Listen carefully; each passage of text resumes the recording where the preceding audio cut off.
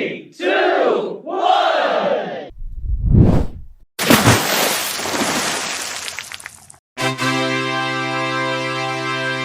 Hello, everyone, and welcome back to another episode of Franchise Deep Dive with Jake and Josh, the podcast where two guys who don't fear the street fears them, dissect, discuss, and break down all your favorite and least favorite movie franchises.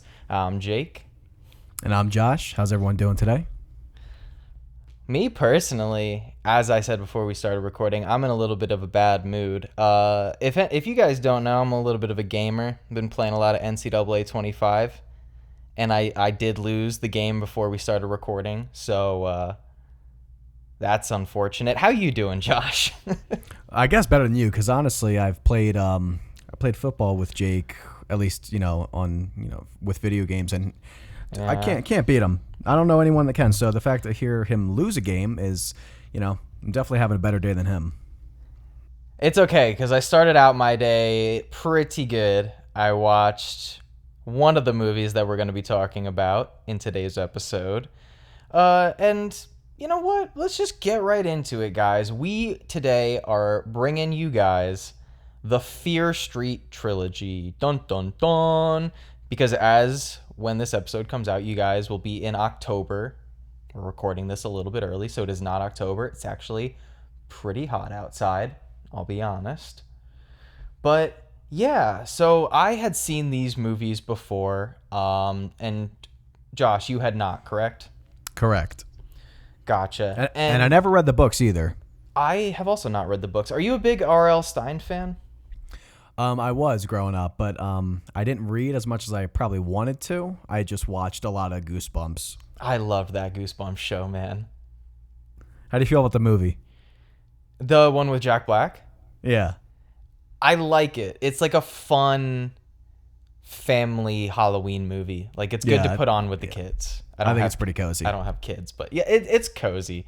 I don't like it as much as these Fear Street movies. Like, I would probably watch these before that. But again, they're going for very, very different things. And I want to look into it because from what I recall, R.L. Stine was always on the friendlier side when it came to horror stuff. And these are not family-friendly movies by any stretch of the imagination. Not at all. And I wonder if the books are as like graphic and adult as the movies are. Or I wonder if they beefed it up for the movies. I don't know. I'm assuming it's pretty much the same. That's what I wanted to look into are the book, because there's like a bunch of Fear Street books. There's actually a funny scene that I want to mention when we talk about the third movie. Where you get to see a bunch of the Fear Street books. I also think in the opening scene of the first one, the bookstore that Maya Hawke works at, you see a bunch of Fear Street books in the background. I could be misremembering.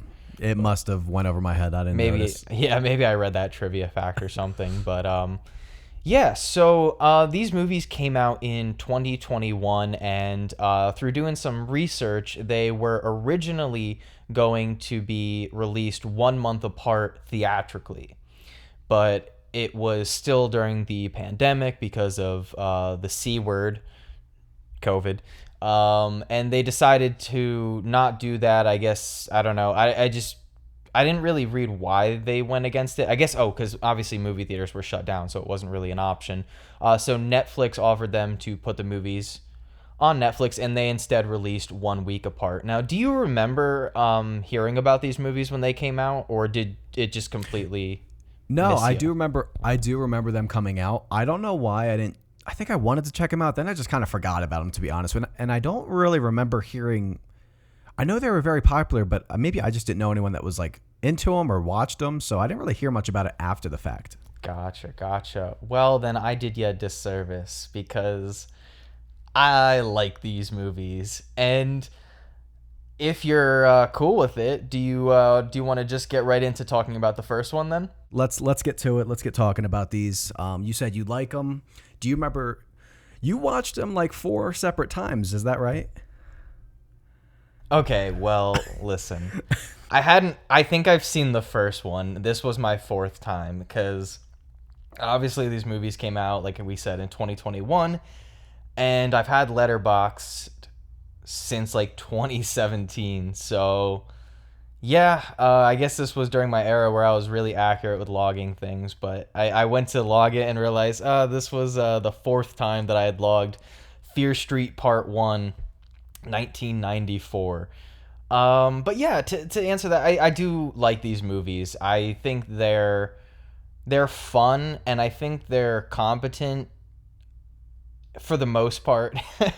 There are some elements that maybe aren't as great as they could be, but I think in the grand scheme of like horror and slashers, they're fairly better than a good portion of them. And it sucks because, and I guess we can get right into it. I do think that part 1 is the weakest of the 3. I agree. Yeah. So, I don't know if you want to go on the offensive and tell me why you didn't, because you don't seem to be the biggest fan of the first one. No, I think the first one like promises a lot of things. Like I was very excited for it and I wanted to like it more. I mean, where do I start? There's just so many things, so many little things that irritated me.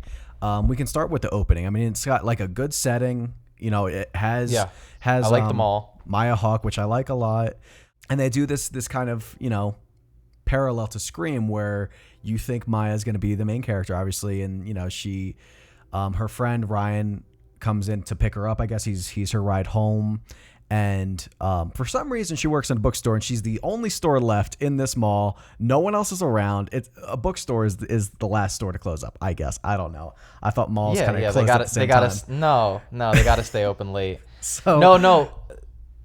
I quick. Some stores do stay open later in malls. I know that to be a fact. Yes, some do. Some close earlier than others. I can't imagine only one store in that mall is the only one left. But hey, I guess we need some. Well, I guess we need some convenience plot moving to get a scary setup. But you know what? The setup is good. Has a very Stranger Things season 3 feel to it.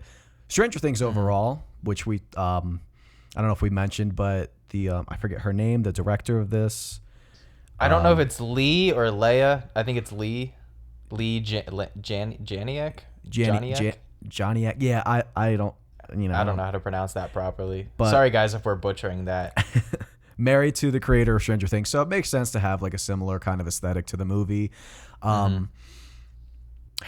Did you think it was it kind of leaned a little too much into like the lighting and production of this mall? Or is that I guess I don't really remember how 90s malls were, especially at closing time. Yeah, I mean, I wasn't alive in 1994, so I don't know the accuracy of how like, especially neon. Like, you think neon, you think more 80s. Yeah, I feel. Yeah. But whatever. I don't mind it because I feel like it adds just. I'd much rather them go a little bit too much into the lighting and be a little bit too extravagant when it comes to that sort of stuff than to be bland. Like, there's so many horror films that just have like a really bland color and lighting palette, and it just looks very standard, by the books, generic. Whereas I feel like each one of these movies, for better or worse in some areas, at least have some semblance of style to them. Yeah, there's some like creativity there, which I can appreciate. This isn't really that much of a like critique, just kind of like getting your feelings on if you felt it was like overproduced in some areas, but it's a fun setup. Yeah, it's a fun setup, but cool location. The Scream references, right? How many were there in this opening scene? The first one being like the ploy of the main character. She's like supposed to be like kind of like the image of the final girl, I think, but she gets killed off, right? In the same exact manner as Drew Barrymore in Scream, right? Like almost to a T, because I believe in Scream, the opening kill, he reaches around her and stabs her chest, and then in this one he just gets her right in the back. And she falls. But so in terms a little of bit, like, but it's shot. It is shot the exact beat same. by beat. I mean, this is identical, and I don't know when you get to like a point of like homage versus like kind of a little cheaply mimicking too much just for the sake of throwing the reference out. almost kind of the way like Scary Movie does it. Obviously, this isn't as ridiculous as Scary Movie, but I get referencing to an extent, maybe to like a quick little like nod, or even to move or serve your plot. This one just kind of felt like thrown in there as like a, hey, yeah, I've seen Scream 2. I'm a big fan. Here you go. Like, I don't know. Is it a cheap grab to like get your audience by like doing something already did? I don't know. I totally see the criticism of it being maybe a little bit too on the nose. But one thing that I like about it is I think it works in two respects. I think, A, if you get someone who hasn't seen Scream, it just works as an interesting opening kill, right? You do subvert a newer generation of kids who maybe haven't seen Scream, which, guys, if you haven't seen Scream, please see Scream. It's fantastic, and I love it so much. But no, it does kind of work in that era, and yeah, you could be like, yeah, it's ripping it off. But one thing that I think it does too on the end of people who have seen Scream already, like you and I have, is you have this expectation set up. Okay, I know what's going on here. It's going to play out the exact same, but one thing that's different is the outcome. Obviously, in Scream, when she pulls off the mask, you don't see who it is, and you just get that final slash, cuts to the title card or whatever. But in this, Maya Hawke is able to pull the mask off. It kind of subverts that expectation set for people who have seen Scream. You see the killer's face, and then, bam, shot in the head, dead. Now you're a little bit subverted, and you're like, okay, now where is this going from here? So I think maybe it is a little too on the nose, especially in the way that it's completely shot the exact same. Like if you put the scenes side by side, like camera work and everything follows the same exact setup. But again, the story setup is intriguing in my opinion, and that's why I think it worked, because I do remember watching this for the first time when it came out back in 2021 and being like, okay, this is obviously going for a Scream thing. They're setting up Maya Hawke to be the main character. She's going to get killed. But, this is interesting. The killer is dead. Where could this go from here? Yeah. So it caught me, at least. And I could see it not working, and I get it being a little too on the nose, but I don't know. For me, it works. No, so I agree with you with the whole mask thing. Reveals the thing. And listen, this is the beginning of the movie. I did not hate this movie. And I didn't even dislike this movie at this point, but you set the expectation, okay, you're trying to do something different. First off, by referencing Scream this much, you kind of like I think you can sometimes do a little damage to your film, because now you set an expectation like, hey, okay, now I'm thinking you're going to be on not the same level, but you're going to kind of try to meet that expectation. Now you just kind of invited me to compare you to Scream, which can make your film look worse. And so you do the whole thing. You kill off someone that I kind of know would be a good final girl, a good protagonist. So now I'm expecting a cast that can carry the movie, and this movie fails to do that miserably. So that really hurt it for me. Instantly, we met the protagonist, Dina, which I know is very even people that love this do not like Dina. No one likes Dina. I don't like Dina. Dina is very oh man, a lot of things. Dina's very whiny, aggressive, overly hostile for like almost no reason. Now, so like, all right, the story is Dina is, with Dina at least, her and it's kind of they just talk about Sam, so you don't know that it's like if it's a girl or a boy, so they play into that little surprise there. But she's kind of brokenhearted over her breakup with Sam, who moved into Sunnyvale. Right. Yeah, Sunnyvale and Shadyside. Yeah, there's like a whole war between towns of Shadyside and Sunnyvale. Fine, that's fine. Whatever. Yeah. So Dina's just angry. She's set up being angry. We kind of get like why, which is kind of a ridiculous reason when they go into that, and she's like all mad at Sam, and she's like pointing fingers at like why she's a shitty person because she skipped town. Her parents divorced. All right. Her parents divorced. She's a teenager. She kind of has to do what they say. It's like, it's very unreasonable. And it's just, I don't know what the point is of making your main character this unlikable, especially like from the start. So I hardly disagree. Not hardly. Oh. That's not the proper way. I strongly disagree with the film not having a good cast, but I do agree that Dina is not a likable protagonist. I think that she's one of the bigger flaws in this movie.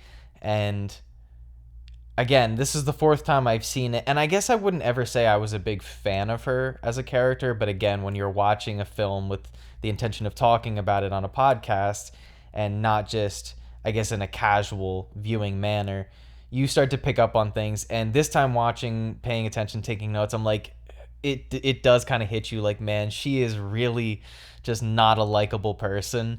And the scene that you're talking about where her and Sam, they get into this big argument, it really, really does paint Dina in such a bad light.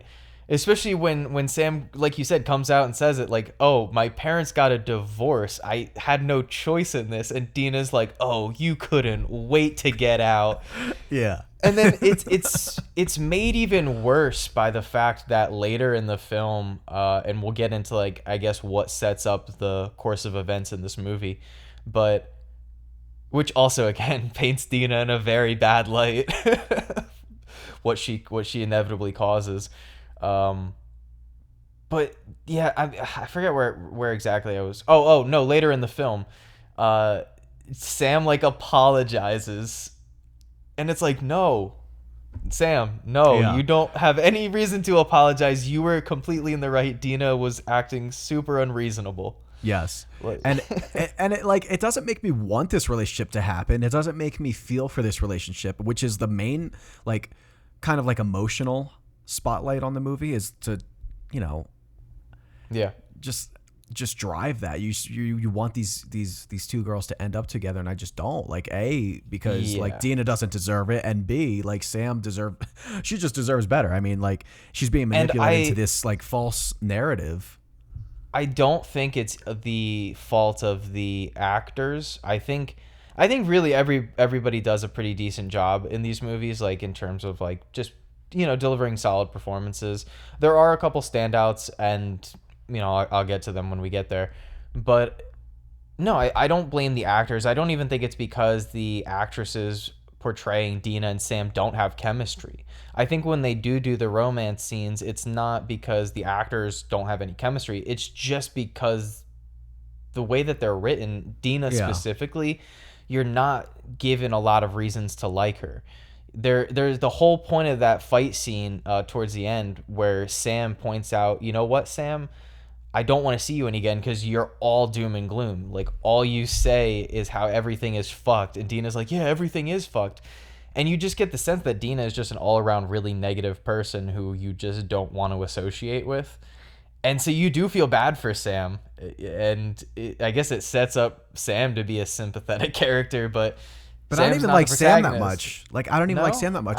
No, she's fine. It's not. You're right. It's not really the cast. Like, it's not like their ability to act. It is how they're written and directed. So I can't really blame them. But you know, I still have to grade how flat they're written. And I think everyone's flat. And I get there might be a couple characters that people like. I know, like, I kind of like Josh. I like Simon and Kate a lot. Like, I don't like Simon. Kate, I'm fine with, but you don't get a lot of them. That's the problem, is that like Dina and Sam eat up a lot of the screen time. I think there's like, you know, there's a fair amount that Josh has, but it's just not enough for me to like just grab onto, I guess. I don't know. I would like them if they were given more to like do, or maybe develop them more than like Dina, because Dina's not worth developing, at least for what they wrote out. I think they do develop Simon and Kate pretty well. Like, they set up these characters. They set up Simon. Oh, I will happily remind you. No, like, they do set up these characters, and it goes into, and this is one thing that I think maybe is a little bit of a negative in terms of the overall writing, but they really, in all, well, not all three, but in the first two films in this trilogy, they really do hammer in this idea that shady side is just fucking horrible, but only really through exposition, like dialogue.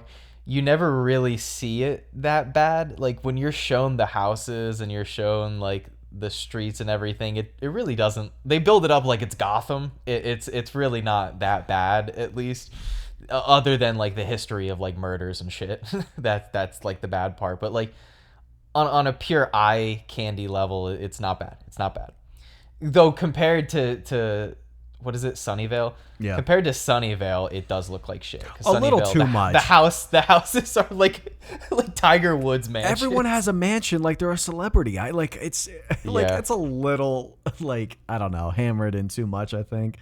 A little bit, but with all of that in mind, they put into perspective like, okay, Shady Side sucks. It's impossible to get it out of this town. You could just leave. But Like, do they go to that too much? All I hear in this trilogy is just that repetitive. We're doomed. We're cursed. You're not getting out of here. Like you just They do. Like, They it's- do. Yeah. But in terms of like, again, overall writing, I think they do it too much. But when it sets up characters like Simon and Kate, like, oh yeah, Simon and Kate, they deal drugs. And so you have this idea in your mind of what a drug dealer is, and it's like, oh no, they're doing it for reasons. Like Simon is supporting his family by himself. Kate is like they describe her as the underprivileged overachiever. She's like head of the cheerleading squad. She's the president of every club. She's the valedictorian, and even that's not enough. Like she does have to turn to selling drugs to try to get enough money to get out of this shitty situation that she's in. And again, it's not even just like they set these characters up with these backstories, and I feel like they do develop them enough. I kind of just like their personalities. Like I do think Simon is kind of funny. Like I think the scene. Oh hell no. I think he's no. kind of funny. Like No, the I think scene when they all go into the bathrooms to make sure that they don't have any of Sam's blood on them. And he goes in there alone, and then he just starts checking himself out in the mirror, and then they all come out, and you find out that Josh and Kate kissed, and Sam and Dina had their own little makeout session, and he goes, "Wait, did you all go to Pound Town?" Me too. I don't know. I just thought it was funny. I think, I don't know. I think I just didn't like him. So that, I know that joke was supposed to hit and it just didn't do it for me. I was just like, this guy, like get this guy out of here. I like Josh so much more than you.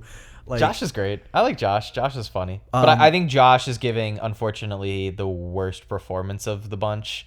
Like not bad, but noticeably weaker. And he is the youngest of them all. Yeah. But okay, so now that you kind of like you jumped there, now I wanted to ask you, did that feel warranted at all? The whole Kate and Josh hookup. yeah, That seemed I think because I that think it's seemed out set of nowhere up. to me. That seemed out of nowhere to me. Unrealistic. I don't get it. No, I think it's set up fairly well. Is it? Yeah, I think it's set up fairly well. Plus, you have the adrenaline of like, oh, are we gonna die tonight, kind of thing. I don't mind it. Since when did Josh and Kate build that will they won't they relationship? That's completely throughout the movie. The first time that after the what do they call him, the Skull Mask Killer? Yeah. Is that his name? Yeah, After Skull the Skull Mask Killer is rummaging around Kate when she's babysitting the twin girls. He's like sniffing through the laundry for the blood. Yeah. See, it's fun. It's a good time. It's enjoyable. But no, after that they go over to Dina's house. Dina and Josh are, brother and sister, and Kate makes a point. He says like, oh, there were kids over there and he had a knife, and Josh is like, whoa, that's not okay. He had a knife and there's kids over there, and Kate like looks over and she's like, oh, he supported me, and she's like, yeah, like fucking A right, Josh. It's unacceptable, and I think she's just impressed with his brains and his knowledge. He does the candy trick at the vending machine where he hacks the vending machine, and he also has all this knowledge that might save their life. He's a very important character, and you should like him because you share the same name. Yeah, I said I do like Josh. I don't like the abrupt. So you're not hookup rooting in the for back. him to get the kiss? No.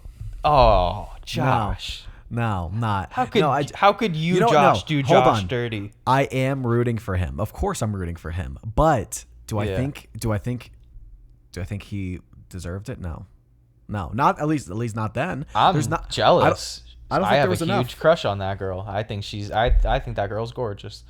There's not even like, okay, so in that, okay, let's go a little in the beginning when they first get in that school scene, which, oh my God, how do you feel about the needle drops in this fucking movie? The music. Yes. Oh, can I actually want to? Because this actually you're gonna be happy about this because I do think it's a negative. I, it's not that the songs they choose in this movie are bad, which No. also, Josh, following The Matrix, we brought up Rob Yep. Zombie. There's Yep. another fucking Rob Zombie song in this. Fuck, It's a good one. Fuck, I meant to open with that comment. I think I wrote that down in my notes. Yep, there it is. So far, Yeah. all the movies we've done just have a little Rob Zombie song in them. You must be doing this on purpose. I really wish I was. Actually, you picked The Matrix, so Yeah. I wish that. Oh, we also forgot to talk about in our Matrix Part 2 discussion that Matrix Revolutions did not include a Rage Against the Machine song to close out the movie, but Matrix Resurrections did. So we forgot to. I don't think I didn't even think to write that down. I did, and I forgot to talk about it. But either way, no. I like the songs in this movie, but the issue is it really felt like one of those films where, because it's a period piece, they felt like they needed to cram in every early 90s, late 80s song that was popular at that time into the movie. Like there's a couple scenes where there is just 3-4 songs played back to back to back, and you're like, gee, please let the scene breathe a little bit. Yeah. So I did find that it's not the song choices, but it does feel like none of the songs were that purposeful. No, not at all. Like Yeah. I think they play like 10 seconds of each song in the span of like under a minute when they're walking in the hallways. And I think in the whole, even when they leave, I think it's when they start playing Creep, when they're on the bus, from when they like get to the school to that scene, I think they play like 5 or 6 songs, and that's like a 2-minute span. And I'm just like, dude, Yeah. I know where I am. If you want to play a song, fine, make it work with the movie, make it like kind of like make sense. I don't even know how half these songs pertain to the like movie, and I'm No, not they even saying don't. it has to like, but I don't know. You want to talk about pulling someone out of it and just like feeling insulted, like you really had to do this to make me like know where I am, that I'm in the 90s. I don't know. I really don't like that. Yeah. But that scene in the hallway, there's like, did I read this wrong? Josh is like walking and he gives like this like kind of like, he like looks at Kate, right? Like there's like a clear attraction, and she kind of like, she kind of just walks by him, right? Yeah, she doesn't really know him yet. Exactly. So she doesn't even know him. It's not even like Yeah. they like grew up knowing each other like through Dina. It's like They didn't get married. They had a kiss. it just doesn't, it just feels a little cheeseball. It, Okay. it felt more earned than any of the romance in any of the Matrix movies. Low bar. Yeah, wait, Josh and Kate or Neo and Trinity? Who you placing higher on the pedestal? You know, I'm like a Josh and Kate. I don't know. Yeah, I'm listen, I'm not gonna say it's the romance of the fucking century, but it didn't bother me. It didn't take me out. I was like, you know what? I do think though that some of the romance stuff in this movie, that partially, I don't hate it, but it's not like I love it. It just I don't find it to be too much of a negative, but there's too much. I found my eyes in the back of my head a little too much during, like, you know, I actually missed a lot of the movie because of how much my eyes were like rolling, you know. At least they're not pointed in like Dina at the end of the second one. Oh my god, I cannot wait to talk about my favorite part of this trilogy. I'm gonna save that. All right, that's fine. I'm gonna make it my background. But no, in terms of the first one, yeah, I don't think it's the romance of the century. But yeah, a lot of the melodrama in this movie. Another issue is not just the soundtrack choices, but sometimes when there's a scene where characters are arguing or it's a high intense situation, they play some very generic stock sounding music to like amp it up. And I think about like that scene we mentioned with Dina and Sam arguing and everything, and it just doesn't. Is that when? It gets really overly dramatic. Yes, and it's like rapidly cutting to like the Sunnyvale Shady Side like brawl, right? Yes, it's like yeah, intercutting. yeah. So when you said you kind of liked some things about the editing, that is what I kind of noted that I didn't like about the editing. It's just like moments like that where it's like just this hard cutting, and it's just like it's overly like. I don't blame the editing on that. I think it's edited well. It's just the issue is what's going on in the Dina and Sam stuff is too dramatic. It's too much. I think the war is too much. Like the Sunnyvale Shady side, it's so intense. I don't know why everyone wants to kill the other this much. They hate each other. It's a rivalry. Kill. I mean, yeah. yeah. They want to kill those fuckers. No, again, it is a little, and I got, especially actually with some of the lighting too, but I got shades of CW Riverdale when watching this movie again, and I enjoy Riverdale for being a little cringy fun. Like I never finished the show, but when I was watching it in college with friends, we kind of, I don't want to say hate watched it, but it's not like we were watching it for its artistic merits. It was just fun. I feel that. I think this movie's like a little bit better than that and more entertaining, and for a couple of reasons, and I'll get into those reasons right now. And I know you're not going to care about this because, fun fact for the folks listening, Josh doesn't care about kills in a slasher movie. So it's not true. That is not true. He's gonna out of your own mouth. I don't really care that much about kills. When I am like rating a movie, more so like on how good it is, I will not factor in kills. However, it will factor in like in terms of enjoyment. Yeah, I want some creative kills. I do want that, but it should factor into your critical points too. It does not. Because it's a part of creativity in the writing department. Can you write a creative, fun kill? And B, it's also how good is your practical effects team. I'm not saying it doesn't factor in at all. It's important. It's more distracting when there isn't creativity. So I guess sometimes I will kind of critique it a little bit because like some of these kills, I think it is lacking. I think there's some fun ones. In this first film? More so the trilogy, because I have some problems in the second one with some of the kills. No, I agree. Yeah. More so it's like it's pacing and it's like tension building and I feel like sometimes I'm trying to remember some of the, I kind of don't. I remember obviously the main one at the end, which I don't know if you want to wait to talk about that one. For the first film. Oh yeah. No, let's get into that right now because that's why I brought up the subject. I think the climax of this movie is both pretty intense. I don't know, it just works for me. I think that's where some of like my favorite editing moments come in, where they are able to effectively build up tension. Side note, I wrote in my notes that there's a scene where Dina has to like force Sam to take a bunch of pills so that she overdoses, and then they're going to use adrenaline needles to bring her back to life. A little Pulp Fiction-y. But they run out of time. Sam vomits, so that screws up the whole plan. So Dina decides to drown her. But when she's forcing her to take the pills, I wrote in my notes that I'm getting shades of Harry Potter forcing Dumbledore to drink the poison water in Half-Blood Prince. Oh, that's good. I don't know why, but that thought ran across my brain. But no, I think the final two kills in this movie, unfortunately, spoilers. We forgot to say spoilers at the beginning, but spoiler now, I guess. But no, Kate and Simon are both killed in pretty quick succession in the final battle against the killers. And they're both really good kills in my opinion. I don't remember the Simon one except the axe to the head. That's what I don't remember if anything else happens. No, but I just think it's like a good effect. It's a pretty blunt kill. It happens like pretty quick. It's pretty savage. But Kate, I think, is the best kill of the movie. Right.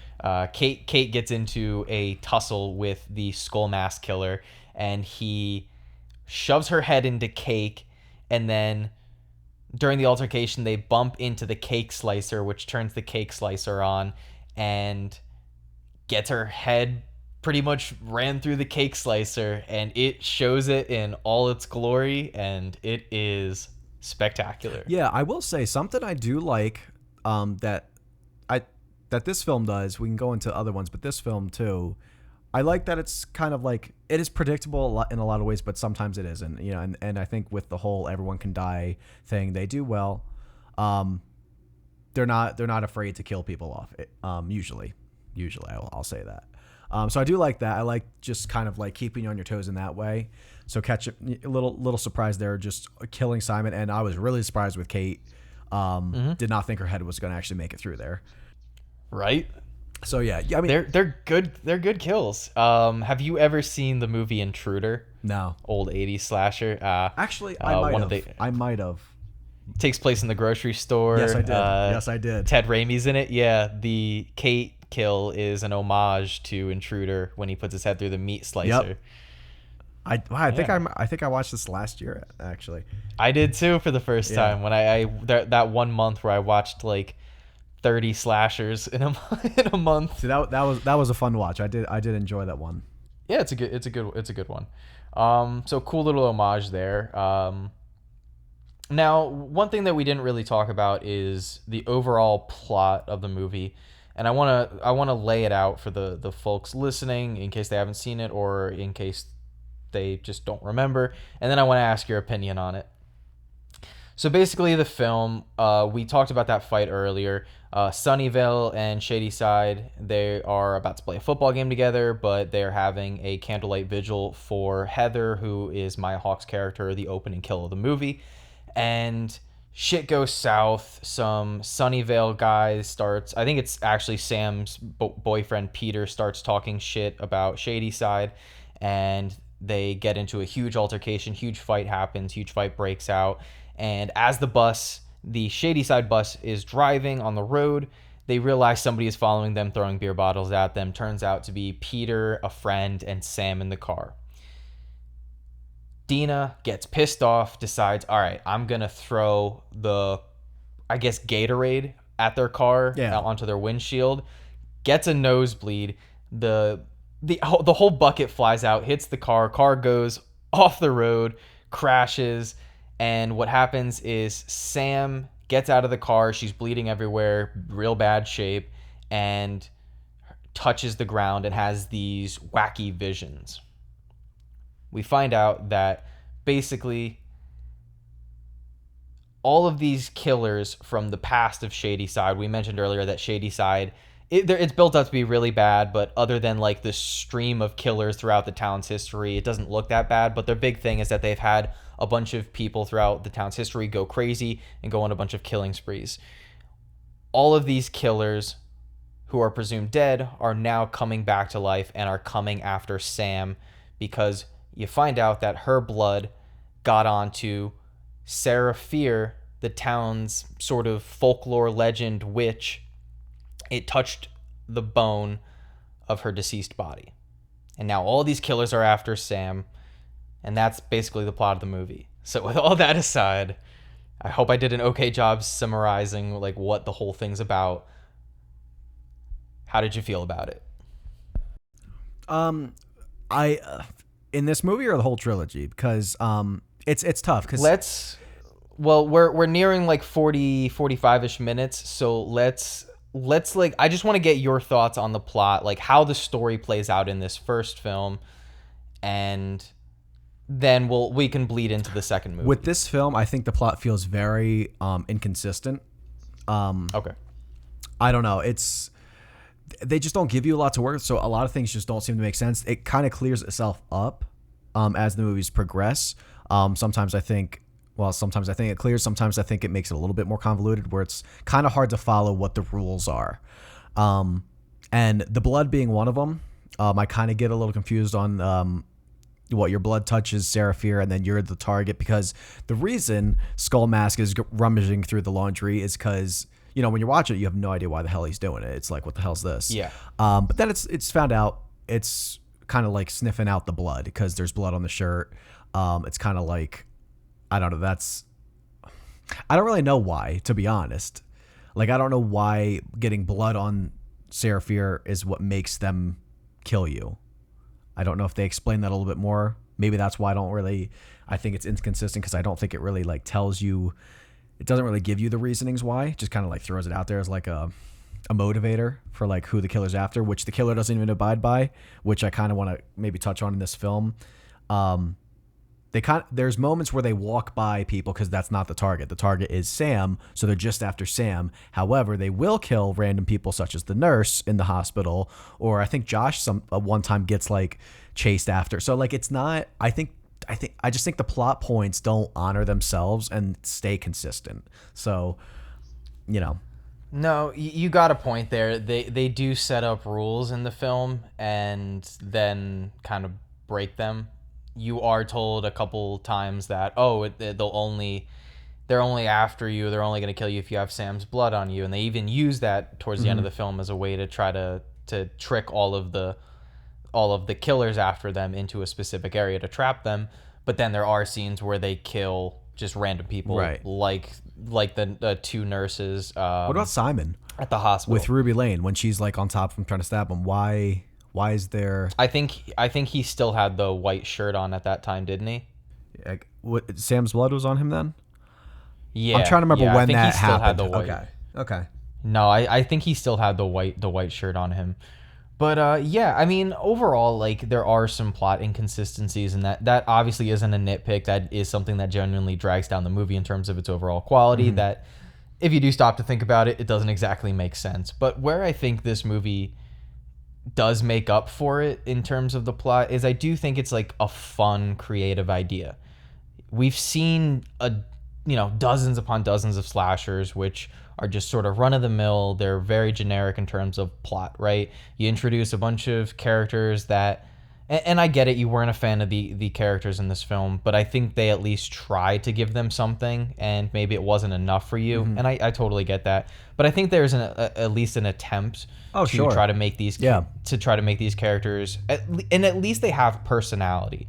Like they're all, I think, at least identifiable. They have personality, and even if they don't do the best job at developing them, they do kind of stand out a little bit. Like like you said, they do catch you off guard with killing Simon and Kate, and I felt bad. Like I liked both of those characters. I wanted to see them make it out. Kate specifically, I really wanted to see her make it out of this movie, and well, that did not happen. Yeah. But as a whole, I think the idea of this town having this curse on it, and everybody like tells this folklore legend about Sarah Fear and how she was hung and she placed this curse on this town, and that's why Shadyside sucks so bad, and that's why all these people go crazy, and they make a joke about it, and to kind of set this up where this random accident leads to this character getting chased down by the deceased killers of this town's past. Is it a little goofy? Yeah. Like, I'm not going to pretend it's not. It is a little silly, but at least it's kind of creative. It's kind of fun. It's like sometimes and it makes it slightly more entertaining. It's like sometimes they build like the proper bones for the plot, but then sometimes it seems like, I don't know, they kind of misplace the organs to, make it. And it just becomes like a little convoluted for me. And little things like in the storyline, like just things that don't make sense. Like when we talked about the bus scene. Who's driving it? Where'd they get the bus? Where are the adults? I noticed a lot of people say that a lot is where are the fucking adults? And the times that there are adults, it's very sparse. They go to the police station and it's like, if there is an adult, they're like the most like fucking like they're just the dumbest. Yeah, they're just the dumbest fucking character ever. Like the one cop besides Nick Good, who's the main detective. Did you notice he's the sheriff, I think. Sheriff. Did you notice that actor? I noticed that he that wasn't Ryan, right? He looks like Ryan from The Office, right? He's not. No, it's not Ryan from The Office. He does kind of look like him. Holy shit! No. He's from another show that we love. He's from Succession. Oh shit! Wow. Wait. Hold on. I'm trying to remember his name. I can't. Who is it? You gotta tell me. I'm trying to remember. It's another name that starts with N. I'm trying to remember where he was in the show. God, I can picture his face, but I can't picture his character. Yeah, he's like a little bit in season 1, I think a little bit in 2, and then I know he comes back around in 4 a little bit. Dude, I can't remember his name. It's Nate. Oh shit, Nate. But not, I don't remember his last name. No, I'm trying to remember. Like, but yeah, he's one of the political dudes. Like he works for the one political guy. He interacts with like Shiv a lot. I don't want to say too much about it, so I'm trying to. No. Yeah. Yeah. Shit, I forgot. Well, I can't remember if he's in anything else because I know his face. When I saw it, I was like, I don't know what he's in. He's pretty good in these, particularly the third one. Yeah, I think. I agree. But yeah, so the adult thing pisses me off. There's just no one in sight. It definitely feels goosebumpsy. Goosebumpy. Yeah. I don't know. But I have written here the hospital scene itself. That's another instance where I feel like it's rushed a lot. Like Skull Mask appears, and it's like there's no time taken to like make it like kind of like a slow burn, tension filled, suspense building. There's like none of that. It just kind of like elevates and it's over. It just like happens so quick. I like that kill though. I like that scene. I like how in the moment it is. Like, cause Sam and Dina are just arguing because Dina accuses Sam because she thinks at first they all think that Sam's boyfriend Peter is the person who's stalking them in the skull mask, and so they go to the hospital to confront her, and Peter walks out. I actually wrote down because Dina tries to like call out Sam, and she's like, all you had to do was swallow it, literally, and it cuts to Peter and he just like smirks to himself. I don't know. I thought that was funny. I liked Peter dying right there because that was also unexpected, but it. Yeah, he just gets a knife right through him. I don't know, that worked. I'm totally fine with that. It didn't feel like it kind of like, I don't know. I just thought it came and went very quickly. It did, but I think the coming and going quickly, I think that works for the effectiveness of the scene. Like, I don't think that kill works if you like build it in a slow build, tense way. Like, it works because you don't expect it. Like, it really does just kind of come out of nowhere. But no, listen, I don't think this is a perfect movie. I think the plot leaves a lot to be desired, and that is one of my criticisms, is that it's not just, hey, where are the adults? It's that this town does not feel like anybody lives here. Right. Like, it does not feel lived in. You never really see a lot of work with extras. You never really, which is weird because that's not a problem in 2 and 3. Mm-hmm. It's only really a problem in this one where like this town is empty. It's just empty everywhere. It's like an apocalypse hit. Yeah. So ghost town. Yeah. Like it does feel, like you said, it does feel kind of goosebumpsy, but I feel like that conflicts tonally with the more mature adult. Like, this would work if this were in the Jack Black movie, that was definitely a criticism. Yeah. That was a criticism. No, absolutely. Yeah. It definitely holds the movie back where. And I'm also tired of I'm tired of the. It feels cliche where it's like, imagine actually going into a police station and telling them, reporting murders that happen in a hospital. I don't give a fuck if you think it's a prank. Check it the fuck out. Like, what do you do? You're the fucking police. I don't know. Yeah. I just hate that whole like, oh, no, enough pranking me. Get out of here. You know. Well, I don't want to tip any hats off, but I guess in hindsight, it makes kind of some sense. As I thought about, yes, and that's a problem with like kind of grading these individually, is that like they don't. Well, let me ask you a question. What? Because I feel like I know where you're going with that. Would you have more positive feelings on this as a whole if it were a 4-part miniseries as opposed to 3 films? You know, honestly, it might slightly work better, but I still don't forgive like all the other things I said. Like, individually, I don't care for the casting in like a lot of these. I don't care for how these characters are written. That's like something I don't know. No, not really. Okay. Not really. I mean, that's one of the questions I wanted to pose you was, because while watching all 3 of these, and I especially felt it in the second half of the last film, but it really felt like this really could have been like a 4-part miniseries, and maybe you could have chopped some things down because they're all over like an hour 45, and I think if anything they should have been 90-minute films.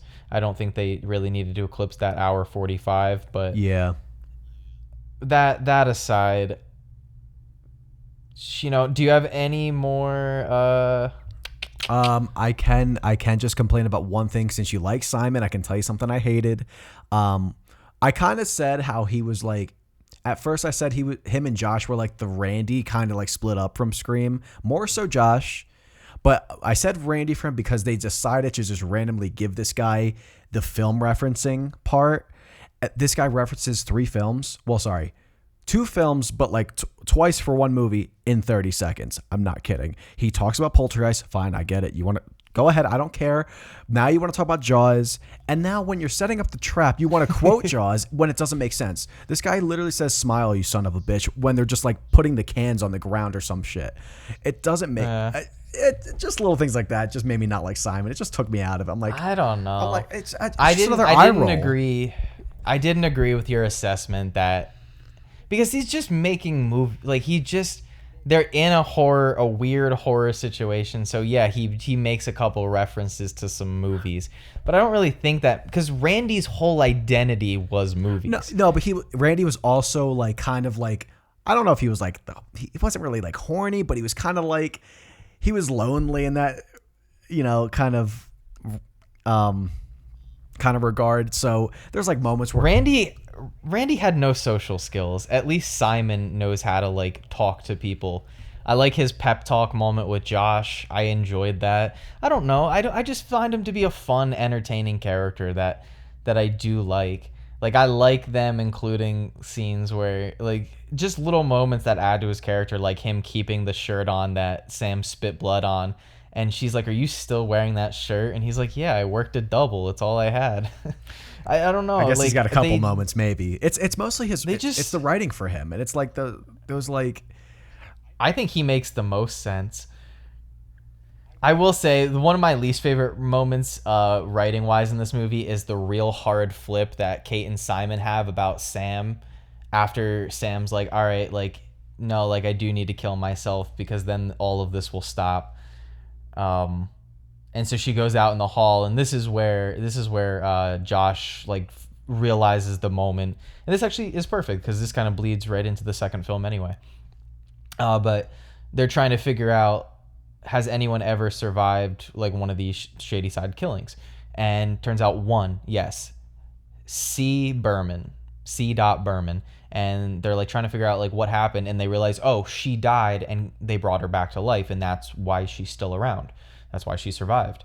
So they pull Sam back in, and Kate and Simon were the people who were like leading the charge on like, no, we need to get rid of Sam. Like, this is not worth it anymore. But then they're all like willing to risk their life a scene later to save Sam.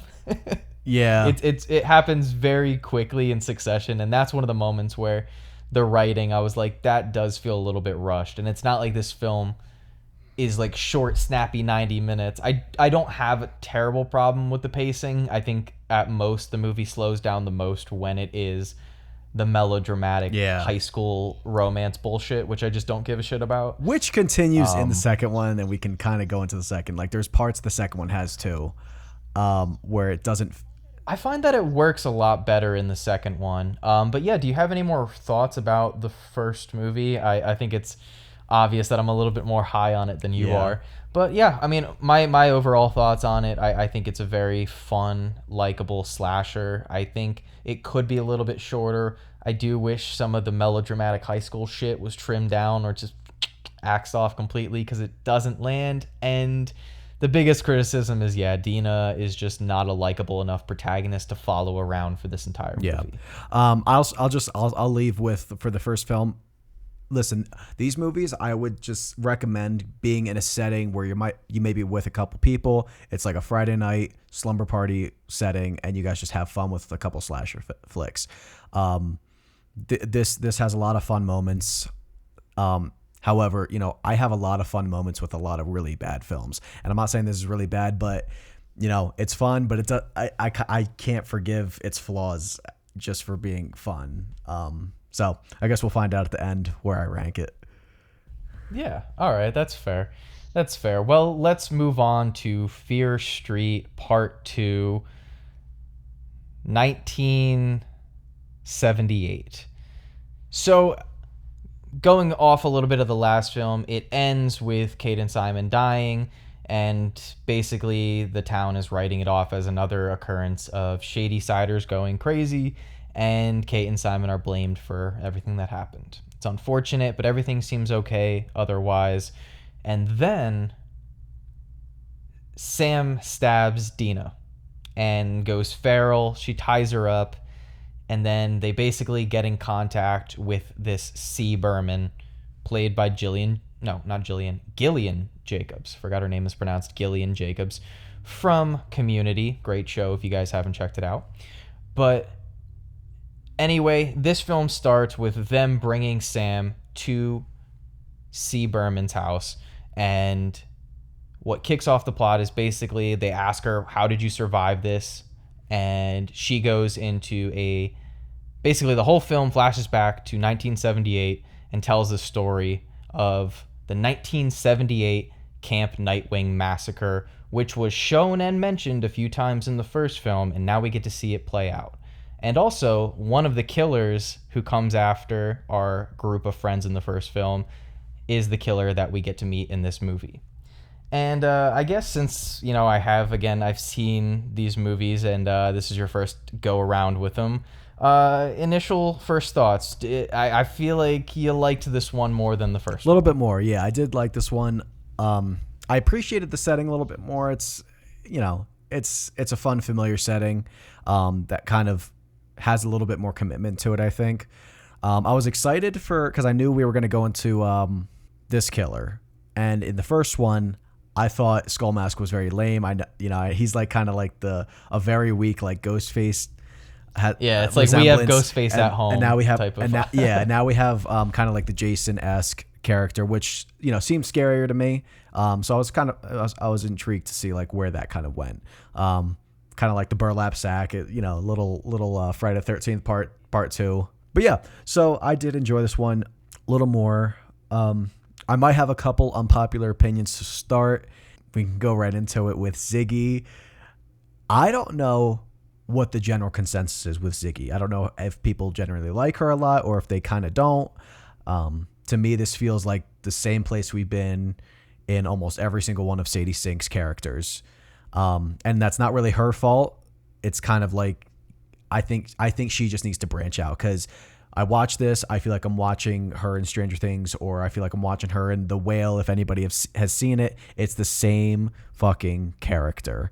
And it's just kind of like Dina, not as unlikable, I will say, but they just both have this angst that just is brushed on so thick, and it's immediate. Mm-hmm. But it opens up with her being bullied by the Sunnyvalers, accusing her being a witch kind of thing. They hang her arms up on the tree. The one girl, Sheila, I think. Yeah. Sheila is like the intense Sunnyvaler that I think has every intention of killing Ziggy in this scene. So we're escalated already immediately. I don't know. It like I said in the first movie, I think the whole war between Sunnyvale and Shadyside is a little amped up, where you kind of don't really get that good of a reason for it. And this girl wants to kill this girl for reasons unknown. And her group of friends is like Sheila, what the hell was it going? Like, that's enough. It's that same kind of thing where it's like the group of friends is like, they're like mortified by their leader, who's about to like commit this act, but no one jumps in, which is just always hilarious to me. That like, okay, she's about to kill her, you're not in agreement with this, why don't you just fucking step in and like, I don't know. She burns her arm, counselors come in, Sunnyvalers, so they kind of like don't really do much except stop her from killing her. And I don't know, it's Nick, and I don't know the other guy's name. His brother, Will. Are they brothers? Did I miss that? They're brothers? Yeah. Oh. Okay. Because he says stop or I'll tell mom. Oh, okay, I forgot about that. Oh, so we forgot to mention, so in the first movie we mentioned that Nick Good is the sheriff, but the mayor of Sunnyvale is his brother Will. Okay, got it. He gives the speech at the whole candlelight vigil for Maya Hawke's character. Okay. Yeah, so Will comes in, kind of accuses Ziggy for being on strike 5 and getting thrown out of camp. You know, it's escalated. He clearly doesn't like her because she's a shady sider. But yeah, so that's how we kind of get started with the film. Very intense, continuous war between the two towns. Trying to think of what kind of happened next. But I think we kind of meet Cindy now, Cindy and Ziggy, right? Yeah. So Ziggy is the younger sister of the two. Cindy is a counselor at this Camp Nightwing. And you also meet her boyfriend, Tommy. And I think the actor who plays Tommy is one of the best actors in this whole trilogy. Did you think it was Robert Pattinson for a second? No, I actually, dude, it's really weird. I didn't think it was Robert Pattinson. Have you ever seen the show, and you probably haven't, The 100? No. There's this actor on that show who looks exactly like him, and for a second I was like, no way, it's cool to see him. Oh, it's not him at all. So you meet Tommy and Cindy, and they are also both counselors at Camp Nightwing. And Cindy, from the way she's dressed to the way she acts, she's a shady sider, but she is trying her best to not be at all associated with shady side. She's trying very hard to change her appearance, change the way she's perceived. Again, because like Josh said, this movie, if the first movie really brought it into popularity, this movie doubled down on it with showing that Sunnyvale and Shadyside, they absolutely cannot stand each other. And I guess they never really explain why. Like, that's not one of the things that's explained in this film or any of the films, is why they hate each other so much. But I just have to assume that it's, you have one town who's very nice and prosperous, and they feel like the town adjacent to them is like a stain on their name because they're right next to them. And the shady siders probably just think that Sunnyvale is just these pretentious assholes who they don't care about us. They think they're better than us and all this yada yada. But they really go hard. They even have I don't know why I laughed at this. This makes me feel like a bad person. But obviously it's set at a summer camp, which you brought up. And I just want to say, if I have one, and I don't know what to call it, I'm going to call it a movie fetish. But if there is one super particular type of movie that I have such a thing for, it's summer camp slashers. I love them so much. They are just a personal thing for me. I just have so much fun with them. So I love the setting of this movie. But they have a capture the flag game, but they call it Color War. And I know it's not an uncommon name, but calling it Color War just seems absolutely ridiculous to me. It's the same as in the Fast and Furious movies. They call the big racing competition Race Wars. And I was like, how did this make it out of the script room? Somebody should have caught this and said, guys, maybe not. Let's maybe not do that. But yeah, so in terms of you brought up Sadie Sink, I do think she's good in this movie. I do agree that she does tend to get typecast, and we see that across Hollywood. Jenna Ortega, her, Aubrey Plaza. If you get locked into this pissy mean girl persona in a lot of your performances, that's kind of all what people see you as. And I would like to see Sadie Sink do more. I don't really hold it as a criticism in this movie, because I don't know how fair it is to consider. If I go into a movie and The Rock is starring in it, I'm not really going to criticize The Rock playing the same character he's played in his last 8 movies, because I know to expect that. I don't really fault the movie for it. Really? And I think she's it's more of a problem with just the writing.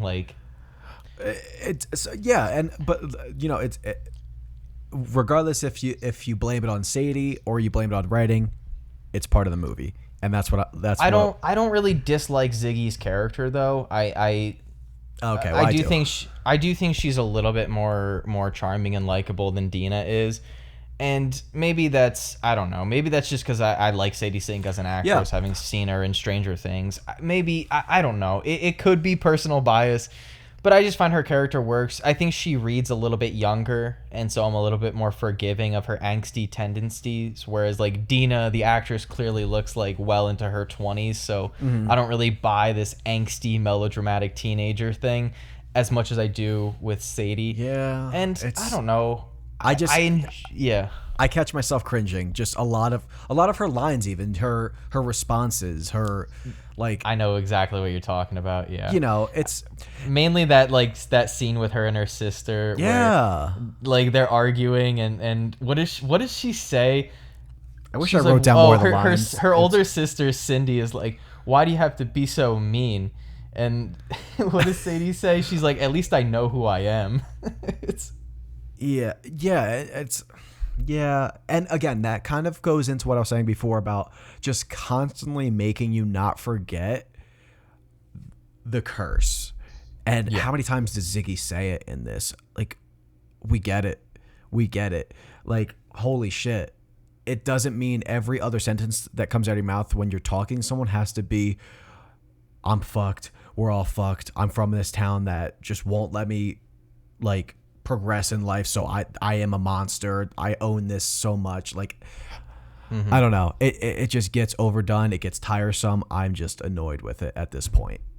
No, and I actually, like, as much as I do, like, kind of enjoy these movies and have fun with them, I can't deny that is, like, a major criticism. In mainly the first two, it's not as prominent in the third one, because that's, like, the origin of these movies. As they progressively, thank God. Yeah. That's why I'm excited to get your thoughts on that one. But no, in terms of like the first two movies, they, like, we've already talked about it enough. They do hammer down this whole like Shady Side sucks and Sunnyvale rules kind of mentality, and it does feel a little repetitive. Now we have two straight films where our main character or at least I'd say there's two main characters in this one. I'd say Cindy and Ziggy are both the main characters. Yeah. Like, they both have probably equal screen time. How did you feel about... Okay, so you didn't like Ziggy's character because she kind of taps into sort of what Dina was also doing, which is just this, everything is doom and gloom kind of mentality, which is just... Yeah, you don't really love following a character like that for an entire film, but... Oh, you know what it kind of reminds me of? Have you ever seen A Million Ways to Die in the West? That shitty Seth MacFarlane. I never finished it. I saw like half of it. I don't remember anything of it. It reminds me of his character in that movie where he's just like, everything sucks. I hate everything. Everything's blah, blah, blah. It does get tiresome, so I do agree with that. How did you feel about Cindy's character? Yeah, I like Cindy. I like Cindy, and I think I mean, you don't get much of them, Tommy, but kind of like Tommy.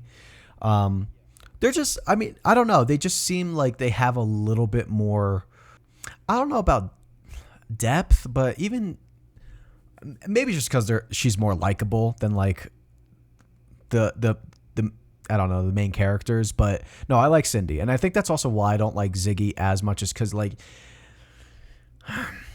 I don't know. They do eventually get into why Ziggy is like this. However, it takes fucking forever. Even when like later on in the movie, she's having like a conversation with Nick, and he's like trying to get a little like info from her, and she just gives nothing to the audience of like why she's like this. Better late than never. At least they give you some towards the end. Yeah, and they do. And you know, I don't even have to go into the specifics now, but it just doesn't warrant how Ziggy is. Like, even when I got why Ziggy's upset, it does not excuse how fucking ruthless she is to her. And but yeah, well, as we get in the movie, I'll go more into my issues with that and kind of like how things may or may not get mended. Well, all right. I mean, again, I understand your criticisms in this movie. I don't like Alice either, but we'll get to that. You don't like Alice? No, I don't. I think she's fine. Really? I think her and the stoner boyfriend. What's the boyfriend's character? Arnie? I can't remember. Artie. Alice Arnie. and Artie. Is it Arnie or Artie? I think it's Arnie. Oh, maybe you're right. I don't know. He also doesn't make it too far into this movie. Yeah, where the hell is he? Yeah, Arnie. Like Gilbert Grape Arnie. Okay. You got me there. I must have misheard. This is what happened. This is what there was no lines that made me rewind this time, like Matrix Reloaded did. No, but I like, I don't know. So maybe it's just, so I'm not going to deny there is a fair amount of cringe, especially when it comes to the dialogue. And again, we are given a character who's really down in the dumps, which isn't the most entertaining to watch. But I feel like this movie, one thing that I think it does better than the first film is I think the pace is really good. I think you really get into the thick of things a lot quicker in this movie, whereas the first film, it had a lot more in the first act of setting up these characters, which I liked, but I know you didn't. But it does take a lot longer to hit the horror, hit the terrifying aspects. But this movie, I think, gets into the shit a lot quicker. And I guess plot-wise, delving into that, I like the setup because, as Josh mentioned, one of the characters, one of the killers in the first movie, her name is Ruby Lane. She uses like an old-timey shaving knife as a weapon, and she also sings as she kills her victims. One of the cool things in this movie is that the camp nurse, Nurse Lane, is Ruby's mother. So that's a nice little tie-in to the first movie, which I kind of like. And it just kind of furthers that lore. And that's one thing that I like about all three of these movies is I like the world of the Fear Street movies. And I like the world building and all the lore that they kind of sprinkle throughout these movies. Like in the first one, you just see all these sprinkles and, oh, one of the killers coming after them is the Camp Nightwing killer. And then in the second movie, you get to see the Camp Nightwing killer not only as the killer, but you actually get to experience him as like a person. And he's likable. Like you said, you like Tommy. I guess, getting into like more spoilery territory, you find out that Tommy is the killer. And what happens is Nurse Lane tries to attack him. She kind of has this like weird reaction and she gets a knife and she tries to stab him and he pushes her and she hits her head. She's knocked unconscious and they wheel her away. And for the rest of the day, Tommy starts having these visions. He starts getting really hazy. He's got this terrible pulsating, pounding headache. And then we get our first kill of the movie. And I really like it. I like it. Is that Arnie? Is that one Arnie? It's Arnie, yeah. Arnie bites the bullet as basically Cindy... She wants to know why Nurse Lane snapped. There was no reason. She had never shown any signs. The rest of the camp, especially the Sunnyvalers, because we know them to be assholes, they just say, oh, maybe she was just crazy like her daughter. Obviously, again, mentioning, Ruby Lane, serial killer, was her daughter. But Cindy doesn't buy it. She wants to know, was she on any drugs? Like, what happened to her? So they go and they do some investigating. They find this book, and it has all these marked parts of the camp. And you find out that this camp was built basically on the settlement or near the settlement where Sarah Fear, the town's folklore witch, was hung. And they do some more investigating. Arnie takes an axe to the face via Tommy, and at this point, Tommy is fully snapped. I don't think you see him talk unless I'm misremembering for the rest of the movie. So he is fully gone, serial killer, Jason Voorhees mode, and... I don't want to say that the word massacre gets overused in a lot of movies and shows and whatnot, but a lot of the times, like Texas Chainsaw Massacre, I don't know if I'd call that a massacre. It's a couple people. It's not great. This movie is a fucking massacre, Josh. Yeah. A lot of people get fucking killed. Yeah, and this is where it gets a little bit more fun. Is it just kind of like lends itself to like more of a slasher to me. It's campy enough, and it seems like it's having a little bit more fun with itself, while kind of clearing up more things about the plot, building it a little bit more. Which I like some things about it. I don't like some things about it. Well, let's get into that. What are some things that you don't exactly like? Oh no, it's what I said before. I just think it just gets a little jumbled. Like I don't understand how. Like maybe you could clear it up, or maybe I missed something. Like Tommy's name getting written. Is there a reason for who gets chosen, who doesn't get chosen? I'm trying to No, I remember don't if think so. it's just random. Yeah, I don't think there's a rhyme or reason behind whose name gets chosen. Okay. Yeah, I guess that's fine then. I don't know. It does seem a little off. Like, you'd think that for all of this, like, because it really is like a stepping stone kind of trilogy. Like, they do really reveal more and more as the films progress, and then by the end you kind of see the whole picture. So for that to be an overlooked detail, I do see your point. Like, I wish they would have explained why certain names were put on the board and some weren't. Do you think this film could have given a little bit more?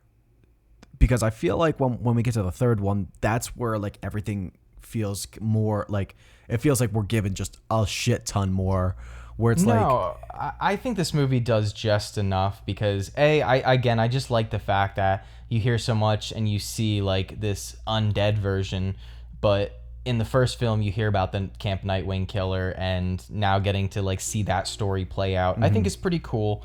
I think it's interesting.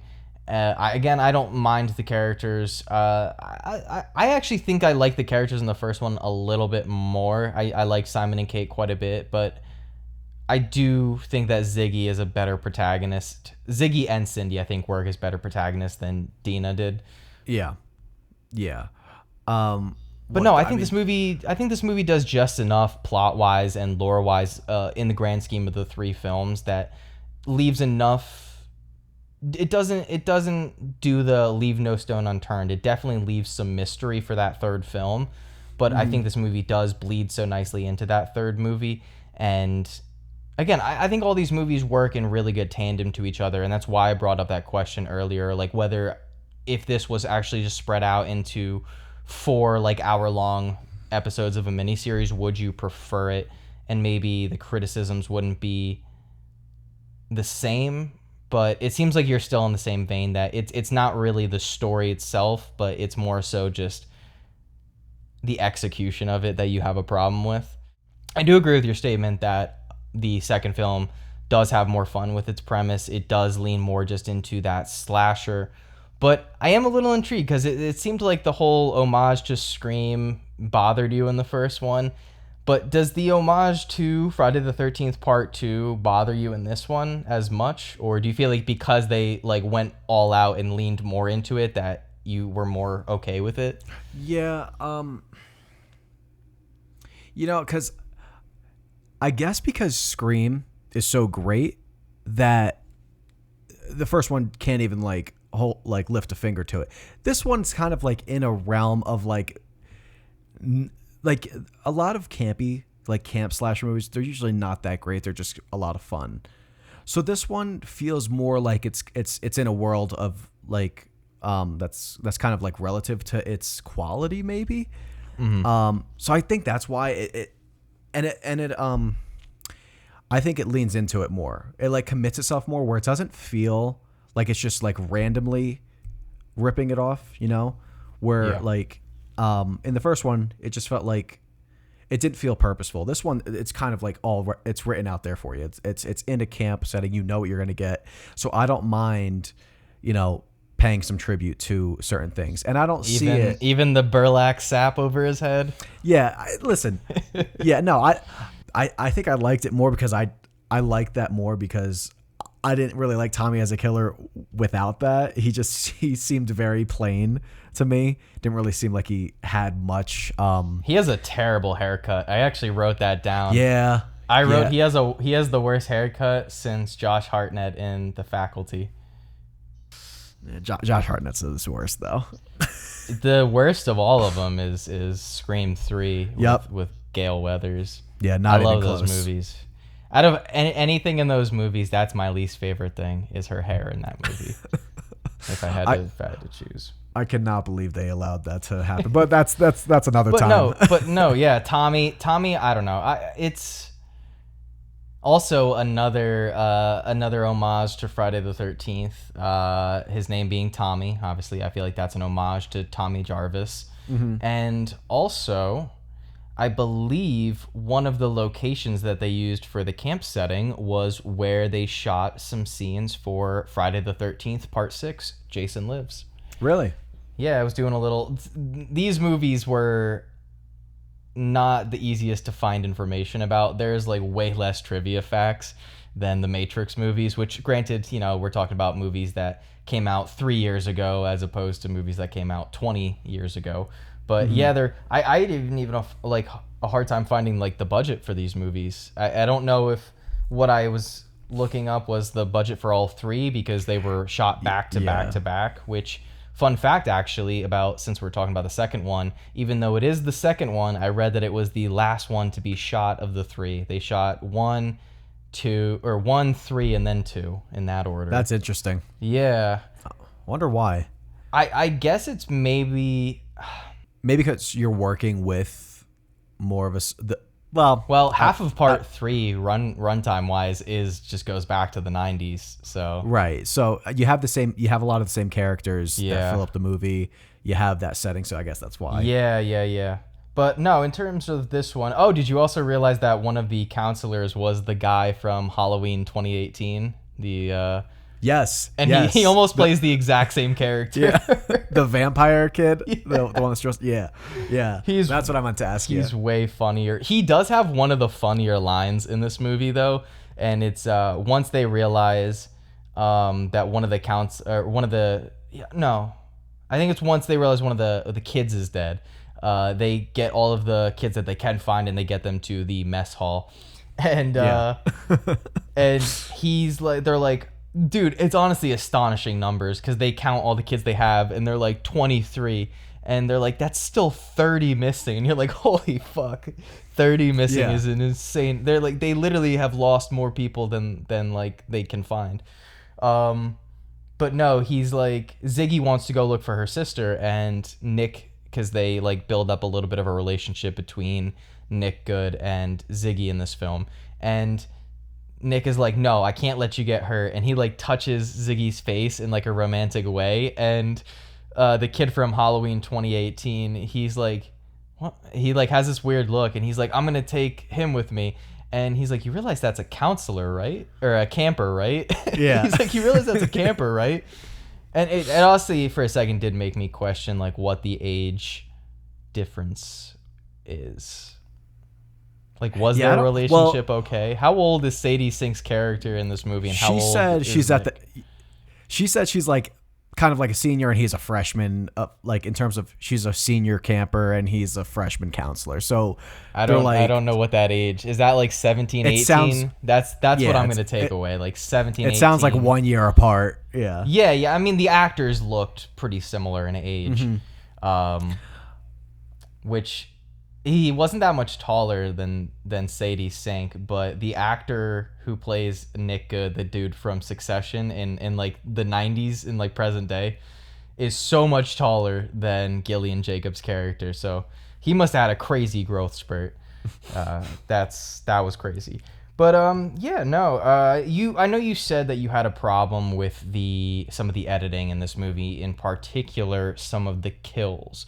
And I want to hear you talk about that in a sec. And I will say, I know where you're going to go with it. But one issue that I had with the kills in this movie, and with, honestly, mainly this movie, is the scenes at night were really, really severely underlit. It was pitch black out in nighttime. I have a really nice TV. And I could not see shit. I had that exact note, and I was gonna bring that up because I didn't know if that was just me. I was like, do I have my fucking TV settings just like dark?